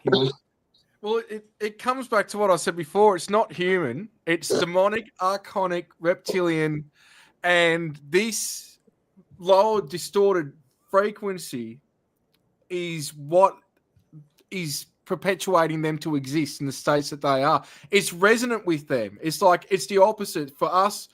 When we're in harmony, you feel love, joy, bliss, but you're resonating with something that's at that frequency. Their frequency is distorted. And much of the interplaying between the realms has these portal points that are these distorted frequency that's a match for a lot of people and can be a trap for some people if they experience that, especially when they first pass. They can be in a state of chaos because they're not sure exactly what's going on. They don't remember what's going on yet. And this is why some people like Dr. Eben Alexander, The Proof of Heaven, the book that he did, the first thing he saw was like these murky, dark realm with these reptilian and grey type faces. All of a sudden, he had a thought to think about love, joy. Don't quote me here. There was terminology that he used specific in his book. But what happened was that realm didn't exist anymore because he wasn't resonant with it. So our first lot of traumas and things when we pass to the other side, it's actually a state of us judging our own selves. And it's getting past that we can tend to forgive other people, but depending on our own circumstances, it can be hard to forgive us. Now, because of this non-human intelligence, that at the highest of it is the fallen Elohim. Again, I work with the positive Elohim. They're the ones that you've got to think about how you deal with another human. You've got to throw all that out. You cannot reason. You cannot barter. You cannot compromise. So what happens is when this intelligence overlaps a human momentarily, you are not dealing with that person anymore. You cannot compromise. You cannot talk. You've got to go into a state of clearing and non-reaction and a state of observation. Now, depending on one's abilities, and again, James and I teach this, but you can blast things with energy. You can neutralize energies and uplift and bring in the source energy and lift up and basically fill up the vessels so this energy has to get pushed out. But when you go behind what's going on, going back into astrology, between that, the ley lines, and them knowing certain times that they can bring in satanic demonic forces through rituals on certain dates and times that can also be used for positive energy, we're dealing with things where this is why certain grand finals and certain world events and Olympics and this, that, the other, everything is done with precision with the timing that it's done, and you can either anchor the dark energies or the light energies. You've just got to realize that as long as you're in the heart and you're doing what's the best for yourself, which in effect is the best for everyone else, because you've got to look after number one first, which means you can help others at 100% without being depleted. That's what matters, is doing what's best and what's right, not just for yourself, but also for all beings. Like James says, it should be good for everyone. If not, it's not good at all. But you can't compromise with these intelligences because there's no way that you can find common ground. And this ascension eventually will be for them as well at the highest extremities of what's going on down the track. And it could be a quick thing for them as well. But they've peaked with where they can with their intention. So because of their intention and their frequency, they might be able to do some things that seem like a master can do, which I call these guys the dark masters. But they haven't got full capabilities. So, again, anything I'm saying, I don't want you to believe me. I just want it to be food for thought. But this is when you're dealing with this. At the highest extremities of this is the fallen Elohim. Everything else is a foot soldier or a subcomponent of that energy that is feeding this energy to keep doing what it's doing within God's mind, because as I say, I'm convinced that we're on a treadmill in God's mind going nowhere. That's where I'm at. I like that. I like that. But I think you there's said something really important there, Peter. If you can't take care of yourself, you can't take care of anybody else. yeah. Yeah. Point blank. It's not And selfish. you know, just as there's a negative side, there's a positive side. And there's an old saying, the mind in which you seek is the mind in which you connect. Yep. And so if you're a really negative person, you're going to connect to negative entities. And it's that simple. And so you got to raise your frequencies and think on loving, joyous, blissful thoughts. And then you're going to be in those higher realms. And don't let others pull you out of that, pull you off your center, you know, your point that I was talking about earlier. But there's so much of that going on. And be honest with you, this dark side is having its, you know, there's a can of whoop ass coming down on it. And that's creator, you know, the real creator. And, you know, God, creator, great spirit, whatever all the prophecies talk about this. It doesn't matter. Biblical prophecies, Hopi prophecies, all the Native American prophecies talk about this time we're in, and we're time where the wheat is going to be separated from the chaff, and those who are aligned with love and joy and bliss and the higher, you know, are in service to each other and the planet. Those are the people that are going to make it through. And the people that are self-serving and you know, negative, harmful to others, you know, destroying the planet, that group is on a downward spiral, and they're going to lose everything. They're going to lose their kingdoms were built on ill-gotten gain. So there's a karmic backlash to that. And also too, their bodies, they're going to lose their temple, their bodies, because their bodies are going to collapse. They're not frequency specific to the ascension process. And we're in the middle of that right now. I mean, it's coming down, and you're really seeing people choosing one path or the other. There's a bifurcation of worlds happening, and there's no fencing anymore. There's no gray area. You gotta make a choice. And that's where we're at right now. People are choosing, you know, are you gonna get on the light side of things, get on the upward spiral?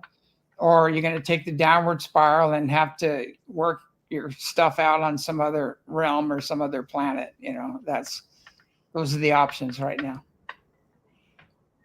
Yeah. I thought of coming back here and doing this all over again is enough, but man, oh man, it's been brutal. A lot of us have friends and family in these other realms, and where a lot of us are ready to go home.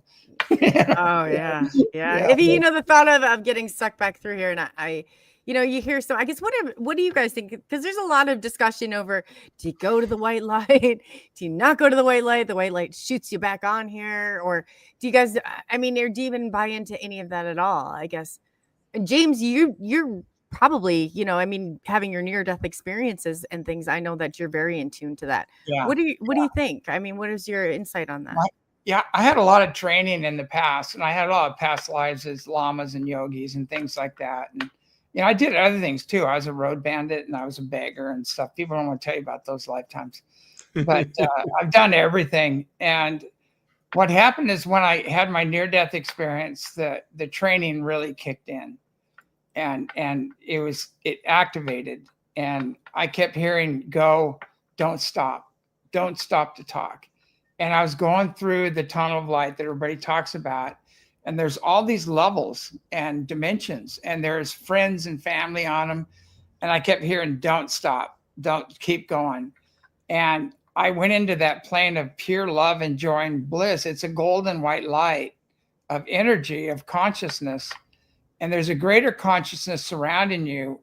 But at that time, you're a light being, you're unique, but you're one with a greater light or a greater consciousness surrounding you.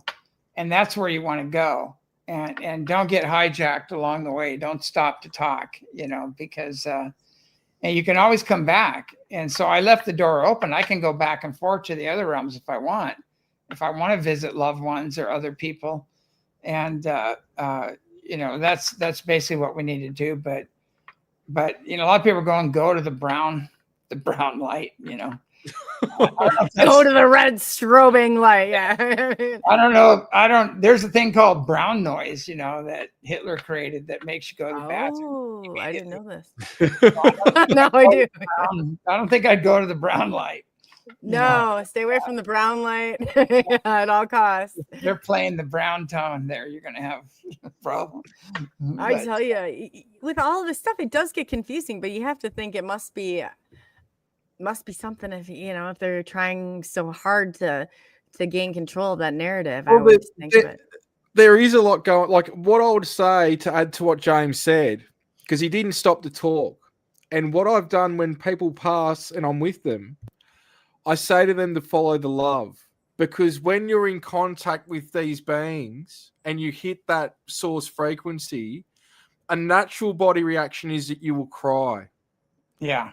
When I'm in the presence of these beings, it cannot be fake, the love, and your body just naturally cries. So what my advice is to people is, even if you see what are these constructs, because the way it's been put to me is, if you believe this stuff, you will experience it, and to bypass it, you follow the love, because you become a frequency match, which means everything else drops away and you hit that frequency James is talking about. It cannot be faked. It goes throughout every fiber of your being, whether it's physical or non-physical, and both, depending if it's a near death or if you're completely shedding this form and going into that light. But we're in a situation that this is a spiritual situation, a spiritual war, and it's not of the flesh, but as above, so below. It's affecting the flesh. And a lot of these people are unaware of these things, which is why we're seeing people carrying on the way that they are, very childish at certain times to us, but they don't know any different. They don't know the bigger picture. They know what they know. They've been educated a certain way. And because of that, you can't blame them to an extent. But this is where logic goes out the window, because they're not aware. And I quoted so many years ago, I was on a popular morning show here called Sunrise. And when I think a few million people watched it. And afterwards, I was very humbled. But first, I couldn't believe just the ridicule I went through, because I thought, by every meaning, I should look nuts. Because if what I'm saying is true, not only would they know about it, they would be taught about it. It would be in the media. So I had to pull myself back and have love and compassion for everyone, going, right, not to belittle them, but by all meaning, they should think this is all a load of crap, because if UFOs are real, they would actually know about it. So we've got to humble ourselves and pull ourselves back sometimes on the bigger situation, but we've also got to be examples, and it's a very fine line on how to do that without giving people an aneurysm. I know Baba G told me something once. He goes, James, you got to stop watering seedlings with a fire hose. And, and I actually have fun doing that. I have fun. People want to argue, and people don't realize I light up and I have fun.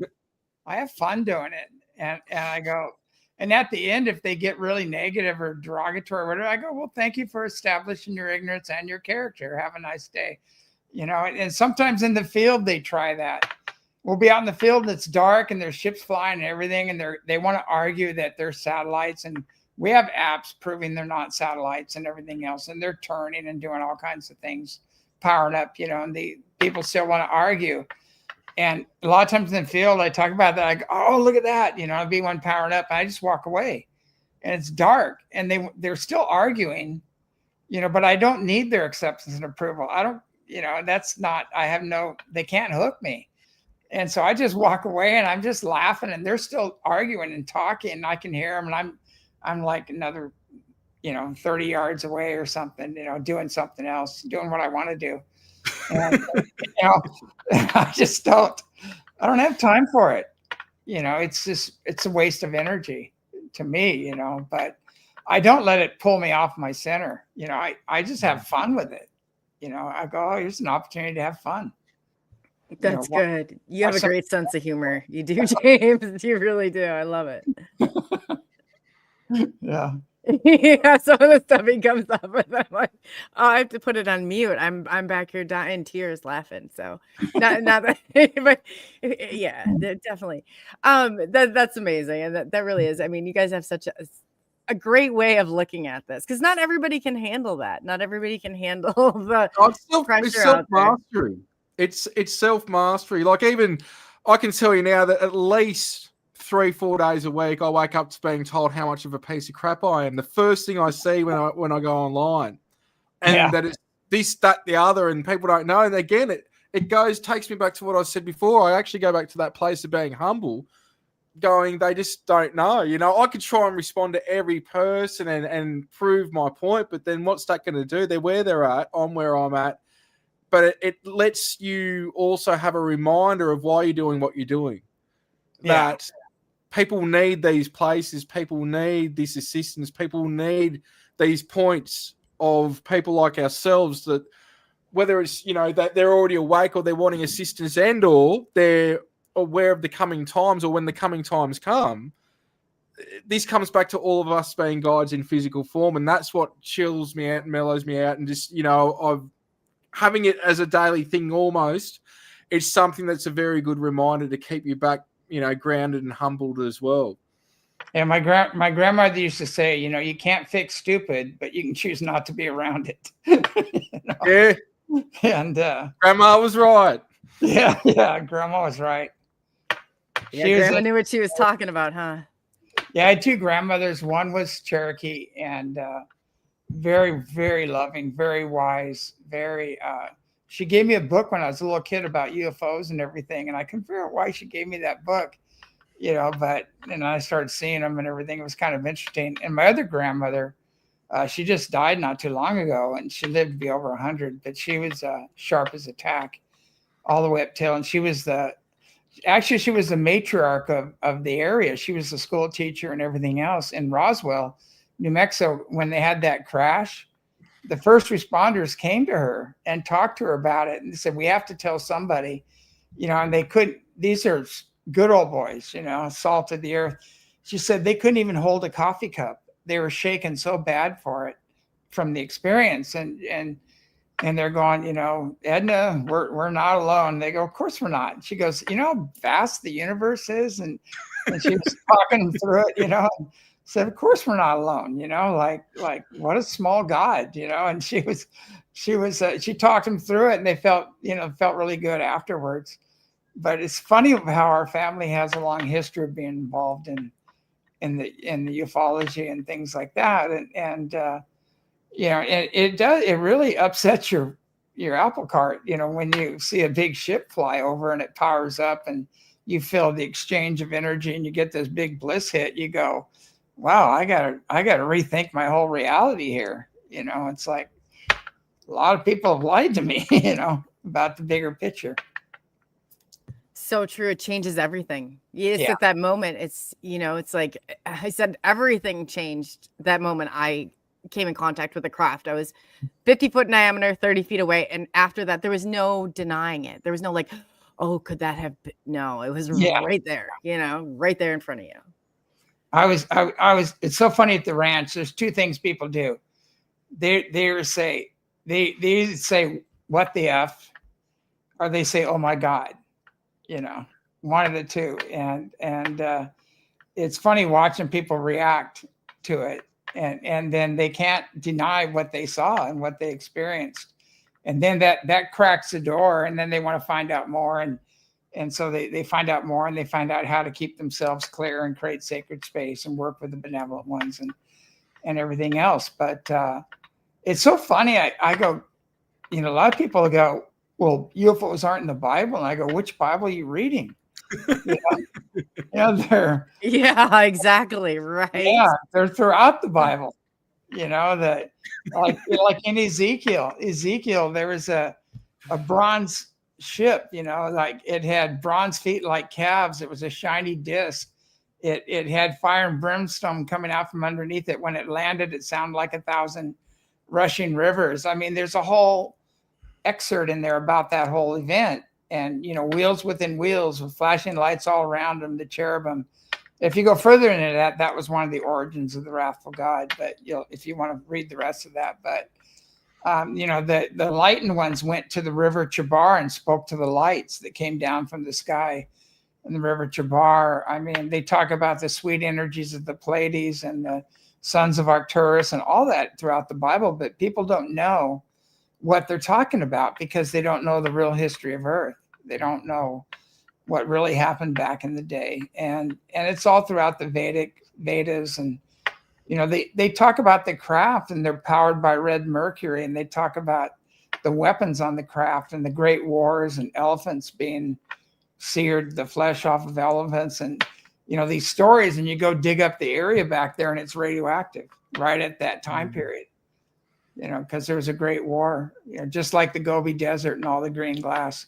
So if people get out of the superstition and really do the research and use their God-given brain, you know, to figure things out, you know, you're going to come up with a different story than you were told. You know, we've been socially engineered, and you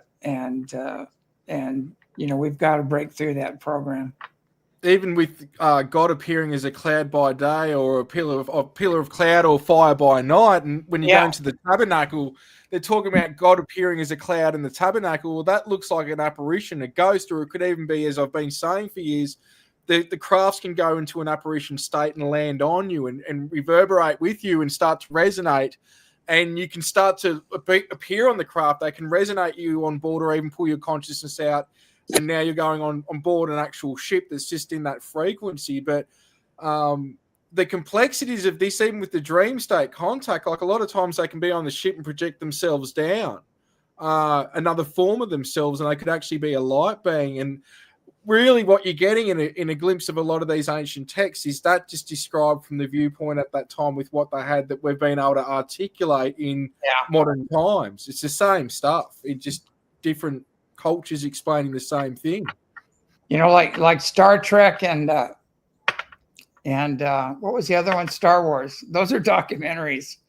You know, there is a force. There's a good force and a bad force, a light force and a dark force, and we choose what we want to align ourselves with. It's really that simple.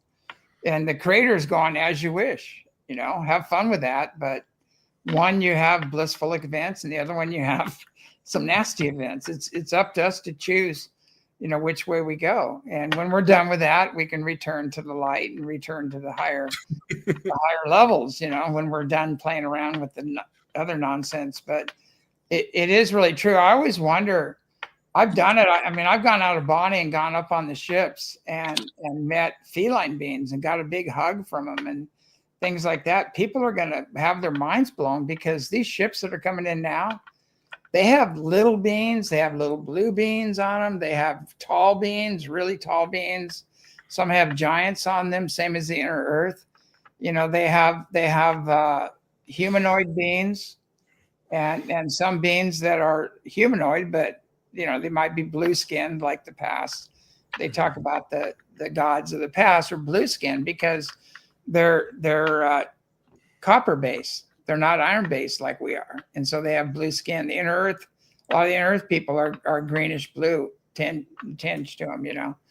And so there's people are going to freak out when, you know, one of these big motherships land and they walk inside and see a giant octopus or squid being or something like that. That's so far advanced that we can't even wrap our heads around. You know, there's so much going on out there. And, you know, there's light and dark happening, and you know, you're either aligned with the force, you know, the positive force, or you're aligned with the negative force. It's really that simple. I agree. How are we going to keep these people calm?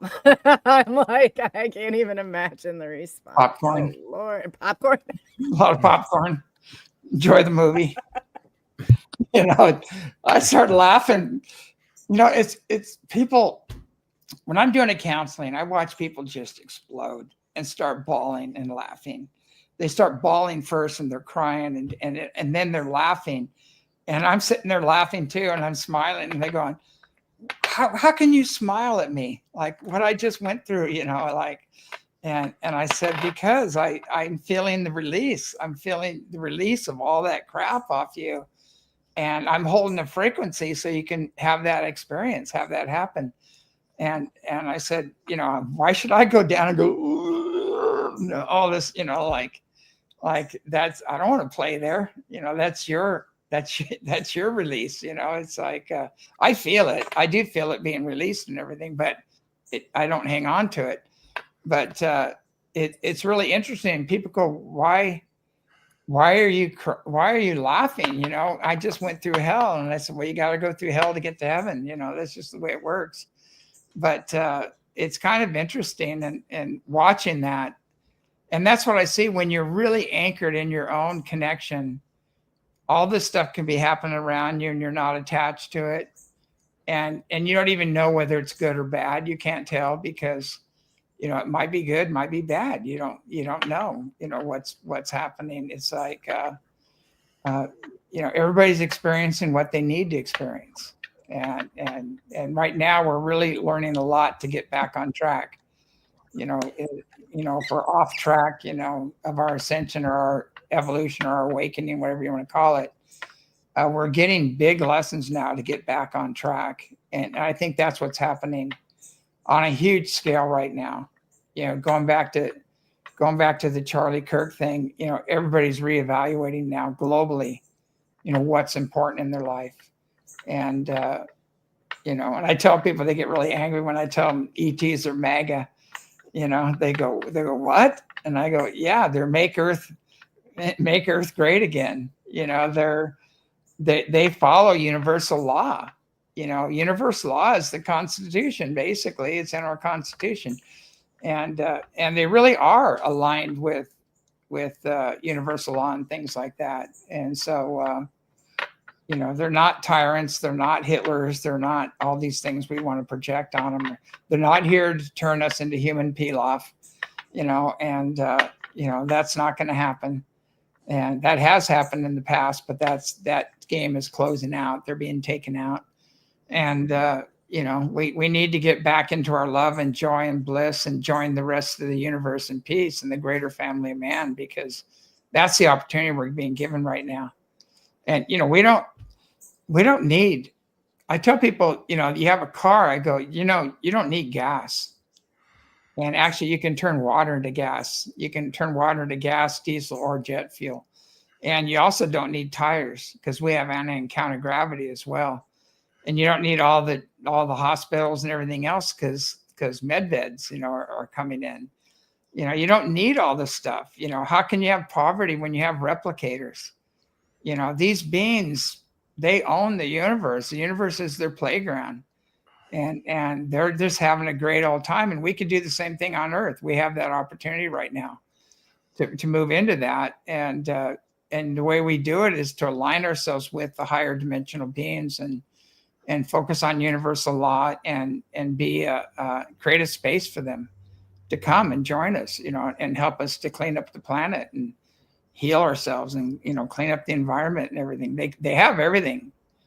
We need to turn this planet around. We just have to get past all the superstition, and the againstness. We got to make peace. We got to unify as a planet.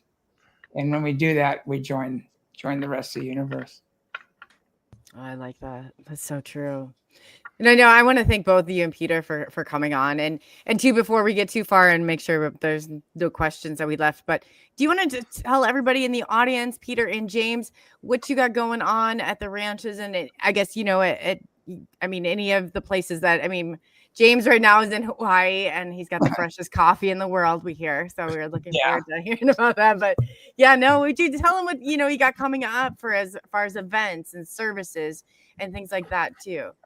Go ahead, Peter. Yeah, so I've got at least 2 events a month happening at Jai Sanctuary. So I'm just northeast Victoria in Australia. Everything from remote viewing to self-mastery to ascension workshops, skywatch and initiating contact. And then I do the online appointments as well.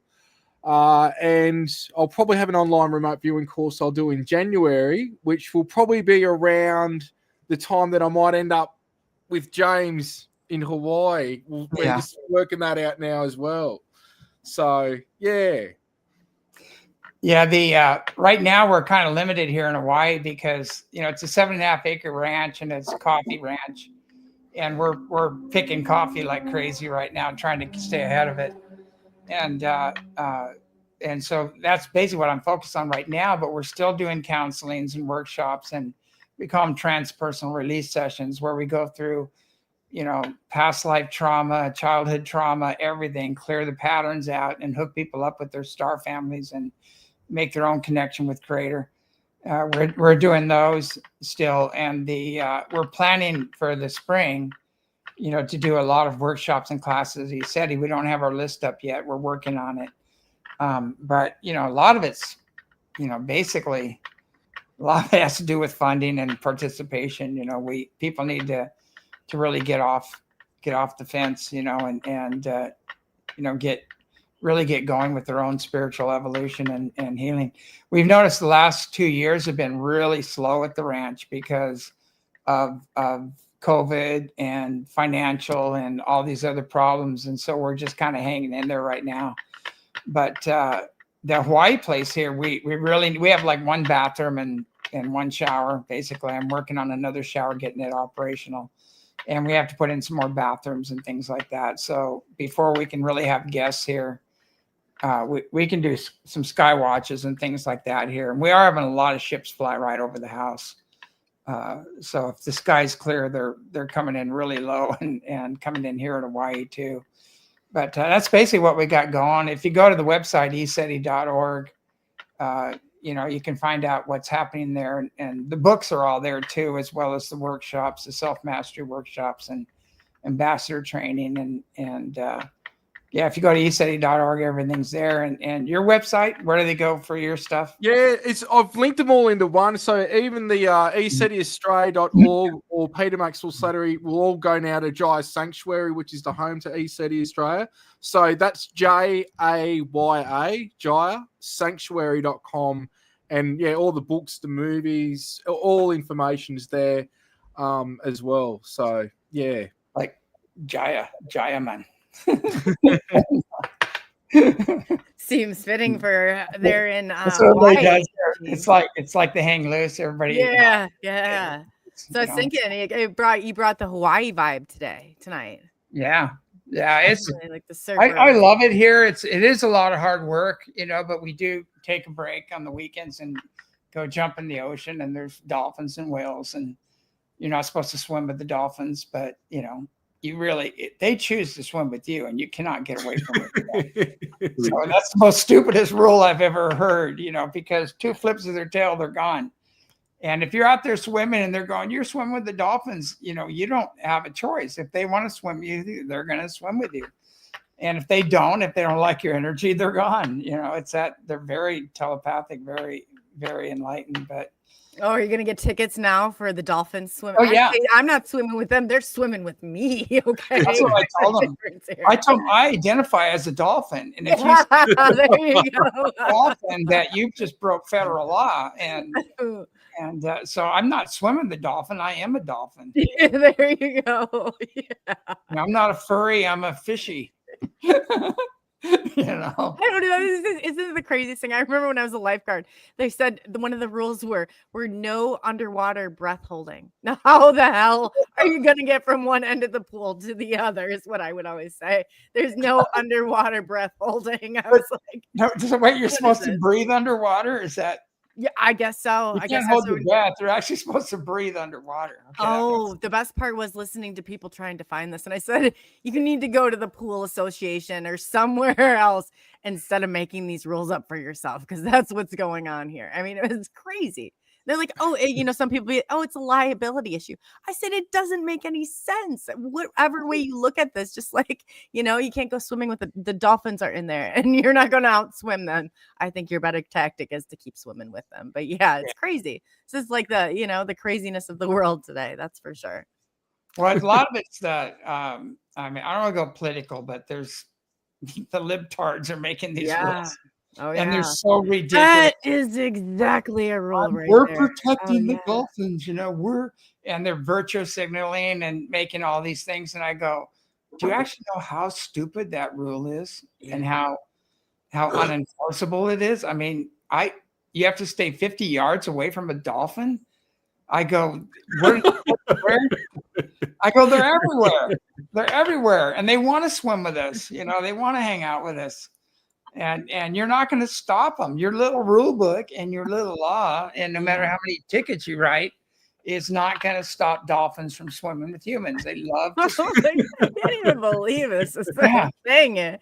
I mean, don't know why I say can't believe this. I should say, like, it doesn't surprise me, but for real, where does it end? It's like one, after another. It's like, it doesn't make any sense. It doesn't. No, none of it does. The past administration, they're being undone. Almost all their laws and regulations they did, and all the funding and everything is being taken away. And they're just that whole DEI thing, everything. Oh, yeah. They shouldn't even have monopoly money at this point. No. God. Exactly. They can take the wooden nickels. But yeah, again, I just, Rob, is there anything on your end and in closing? I mean, there's been this has been absolutely a phenomenal conversation, one that's definitely needed to happen, and really appreciate James and Peter, both of you being here and willing to do this. So it's absolutely great. I want to post this one on YouTube and see if I get kicked off again. Oh, you will. A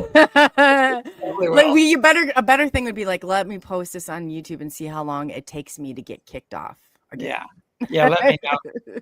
Post it on YouTube and then send me a link, and I'll say, well, I didn't have anything to do with that. You get some other. I've had this is the third one that I have going. Rob's gotten his second, so we're all there. Where these are the degenerates of YouTube right here on stage. Yeah.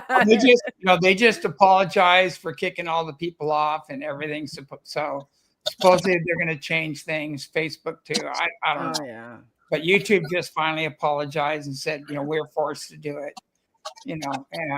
And so who knows what's going to happen. Did they really say that, James? They really came out with it?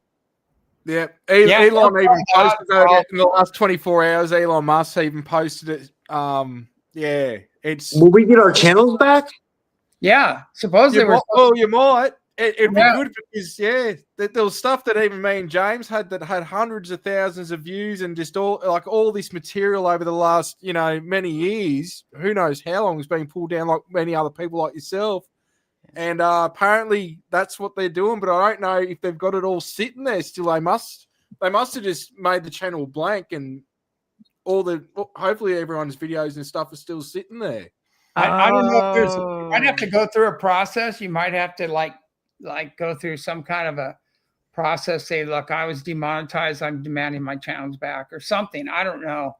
Hopefully they just do it. I got one of mine back. It was great. I got one of mine back. And the only thing that I had left on there, I mean, they took all the videos, they took all of my subscribers, were all the channels that I had subscribed to along the way or over the years. So then not only did it locked me in because I had subscribed to too many channels in because it wiped everything off the bat. I was like, yeah. I don't know. We'll have to look into it. They did apologize. They said they're going to fix it. I don't know. I don't trust those guys. Yeah, I don't trust them either. Yeah. They said they apologized. They said they were forced to do it and pressured to do it, and they're gonna start being free speech again. And X. I'm really doing a lot of stuff on X and Rumble right now are the main ones, in Telegram, and then As You Wish Talk Radio is on the BBS network. That's the big one. So. On Saturday nights. Nights. What time? You tell them what time your show is, James, and on Rumble. I don't think we talked about that yet. It's a great show. Yes. Yeah, Pacific Standard Time. It's 8 p.m. every Saturday night on Rumble, and it's ECETI Stargate on Rumble, and there's a lot of people in there. And I go in there and chat with people and tell bad jokes and I think they're excellent. Your jokes are bad. Mine are horrible. So I poke the line a lot. I just poke people and get them out of past judgment. It's kind of fun, but I have fun in there. That's awesome. You do too. You can tell. It's a great show. I definitely encourage everybody, if you have not seen it yet, to check it out. And to Peter and James, both on Facebook, if you're on X, over on X, that I've seen, they're continuously posting videos and pictures and evidence. I mean, they're pulling in and they're sharing their wisdom and their knowledge with everybody there. I mean, it's just absolutely great. Check James's show out on Saturday. He's in the comments. He's in there. I've seen him interact with people, so it's absolutely wonderful. Both of them do. They're both very wonderful people that are really put everything out there on the line. So I really appreciate the two of you. I really do. All right. Thanks for all the work you're doing, Rob and Coley. Hang in there because it's going to get crazy. I don't think it oh God. But hang in there. We are going to make a shift. This whole thing is going to flip over, and I think with these big ships coming in and everything else, it's all gonna happen. Pretty quick. Things are going to move really fast. Is there anything? I know the people, especially the people. Like, take cover from the people. Is there anything that you for now that you want to leave the audience with? I guess in any parting words or words until you meet again. Go ahead, Peter. Just let him go first. Be your best self. That's all you can do. And you can always do better as well where you can. But just be the best you. Just be a good person, and that's just enough of us doing that is all we need. People worry about this person, my family, that person. They're not they're not into this. They don't care about this, and it's like, well, are they good people? Yeah. Would they give the shirt off their back to help someone? Yeah. Well, that's all we need. It's just they're already there. It's just that they're not into UFOs, this, that, the other. That's fine. But the simplistic thing is just being the best us that we can. Treat others how you want to be treated, and it comes back to the most simplistic thing. So I'll leave it on that note. But thank you to everyone for having me on as well. And James, it's been great doing this with James as well. Yeah. And keep doing the good work, everyone. Yeah, we always say keep an open mind, loving heart, and pure intent. That's all you need to do to get through these times. And it's really funny because you're going to be shocked at how many people have seen ships, have had experiences, spiritual experiences, and everything else. And we're afraid to ask. We're afraid to talk about it. And a lot of times if they're having trouble talking, they don't want to talk about it. Just have fun watching them squirm, because the universe is going to back you up. The universe is going to back all of us up very quickly here. And, the days of denial are over, and we are going to join the rest of the universe, the greater family of man and the multidimensional, the beautiful many that are serving the one God. We're all going to be coming together. It's all going to unify here really shortly. And it's going to be interesting times. Some people are going to just totally bliss out and have a great time and an incredible experience. And some people are not, and that's their choice, basically. That's very true. Very true. And thank you guys both again for coming on. You too. Thanks for having us. Yes. That's awesome. Thank you. They're so wonderful. I always enjoy, especially together. It's great to see them both together. Yeah, that was an amazing show. That was awesome. Absolutely. Is there any housekeeping that you need to think of that we need to take care of before we wrap up tonight's show? No, I think that's it. All right. Well, I just did something there real quick. Let me get out of here. I just bumped something. I guess on behalf of SNX Radio, Coley, and Typical Skeptic Podcast, Rob, and together we have Truth Serum Podcast, TSP. Thank you for taking the journey into the unknown, and we will be seeing you guys all this weekend. Good night, guys.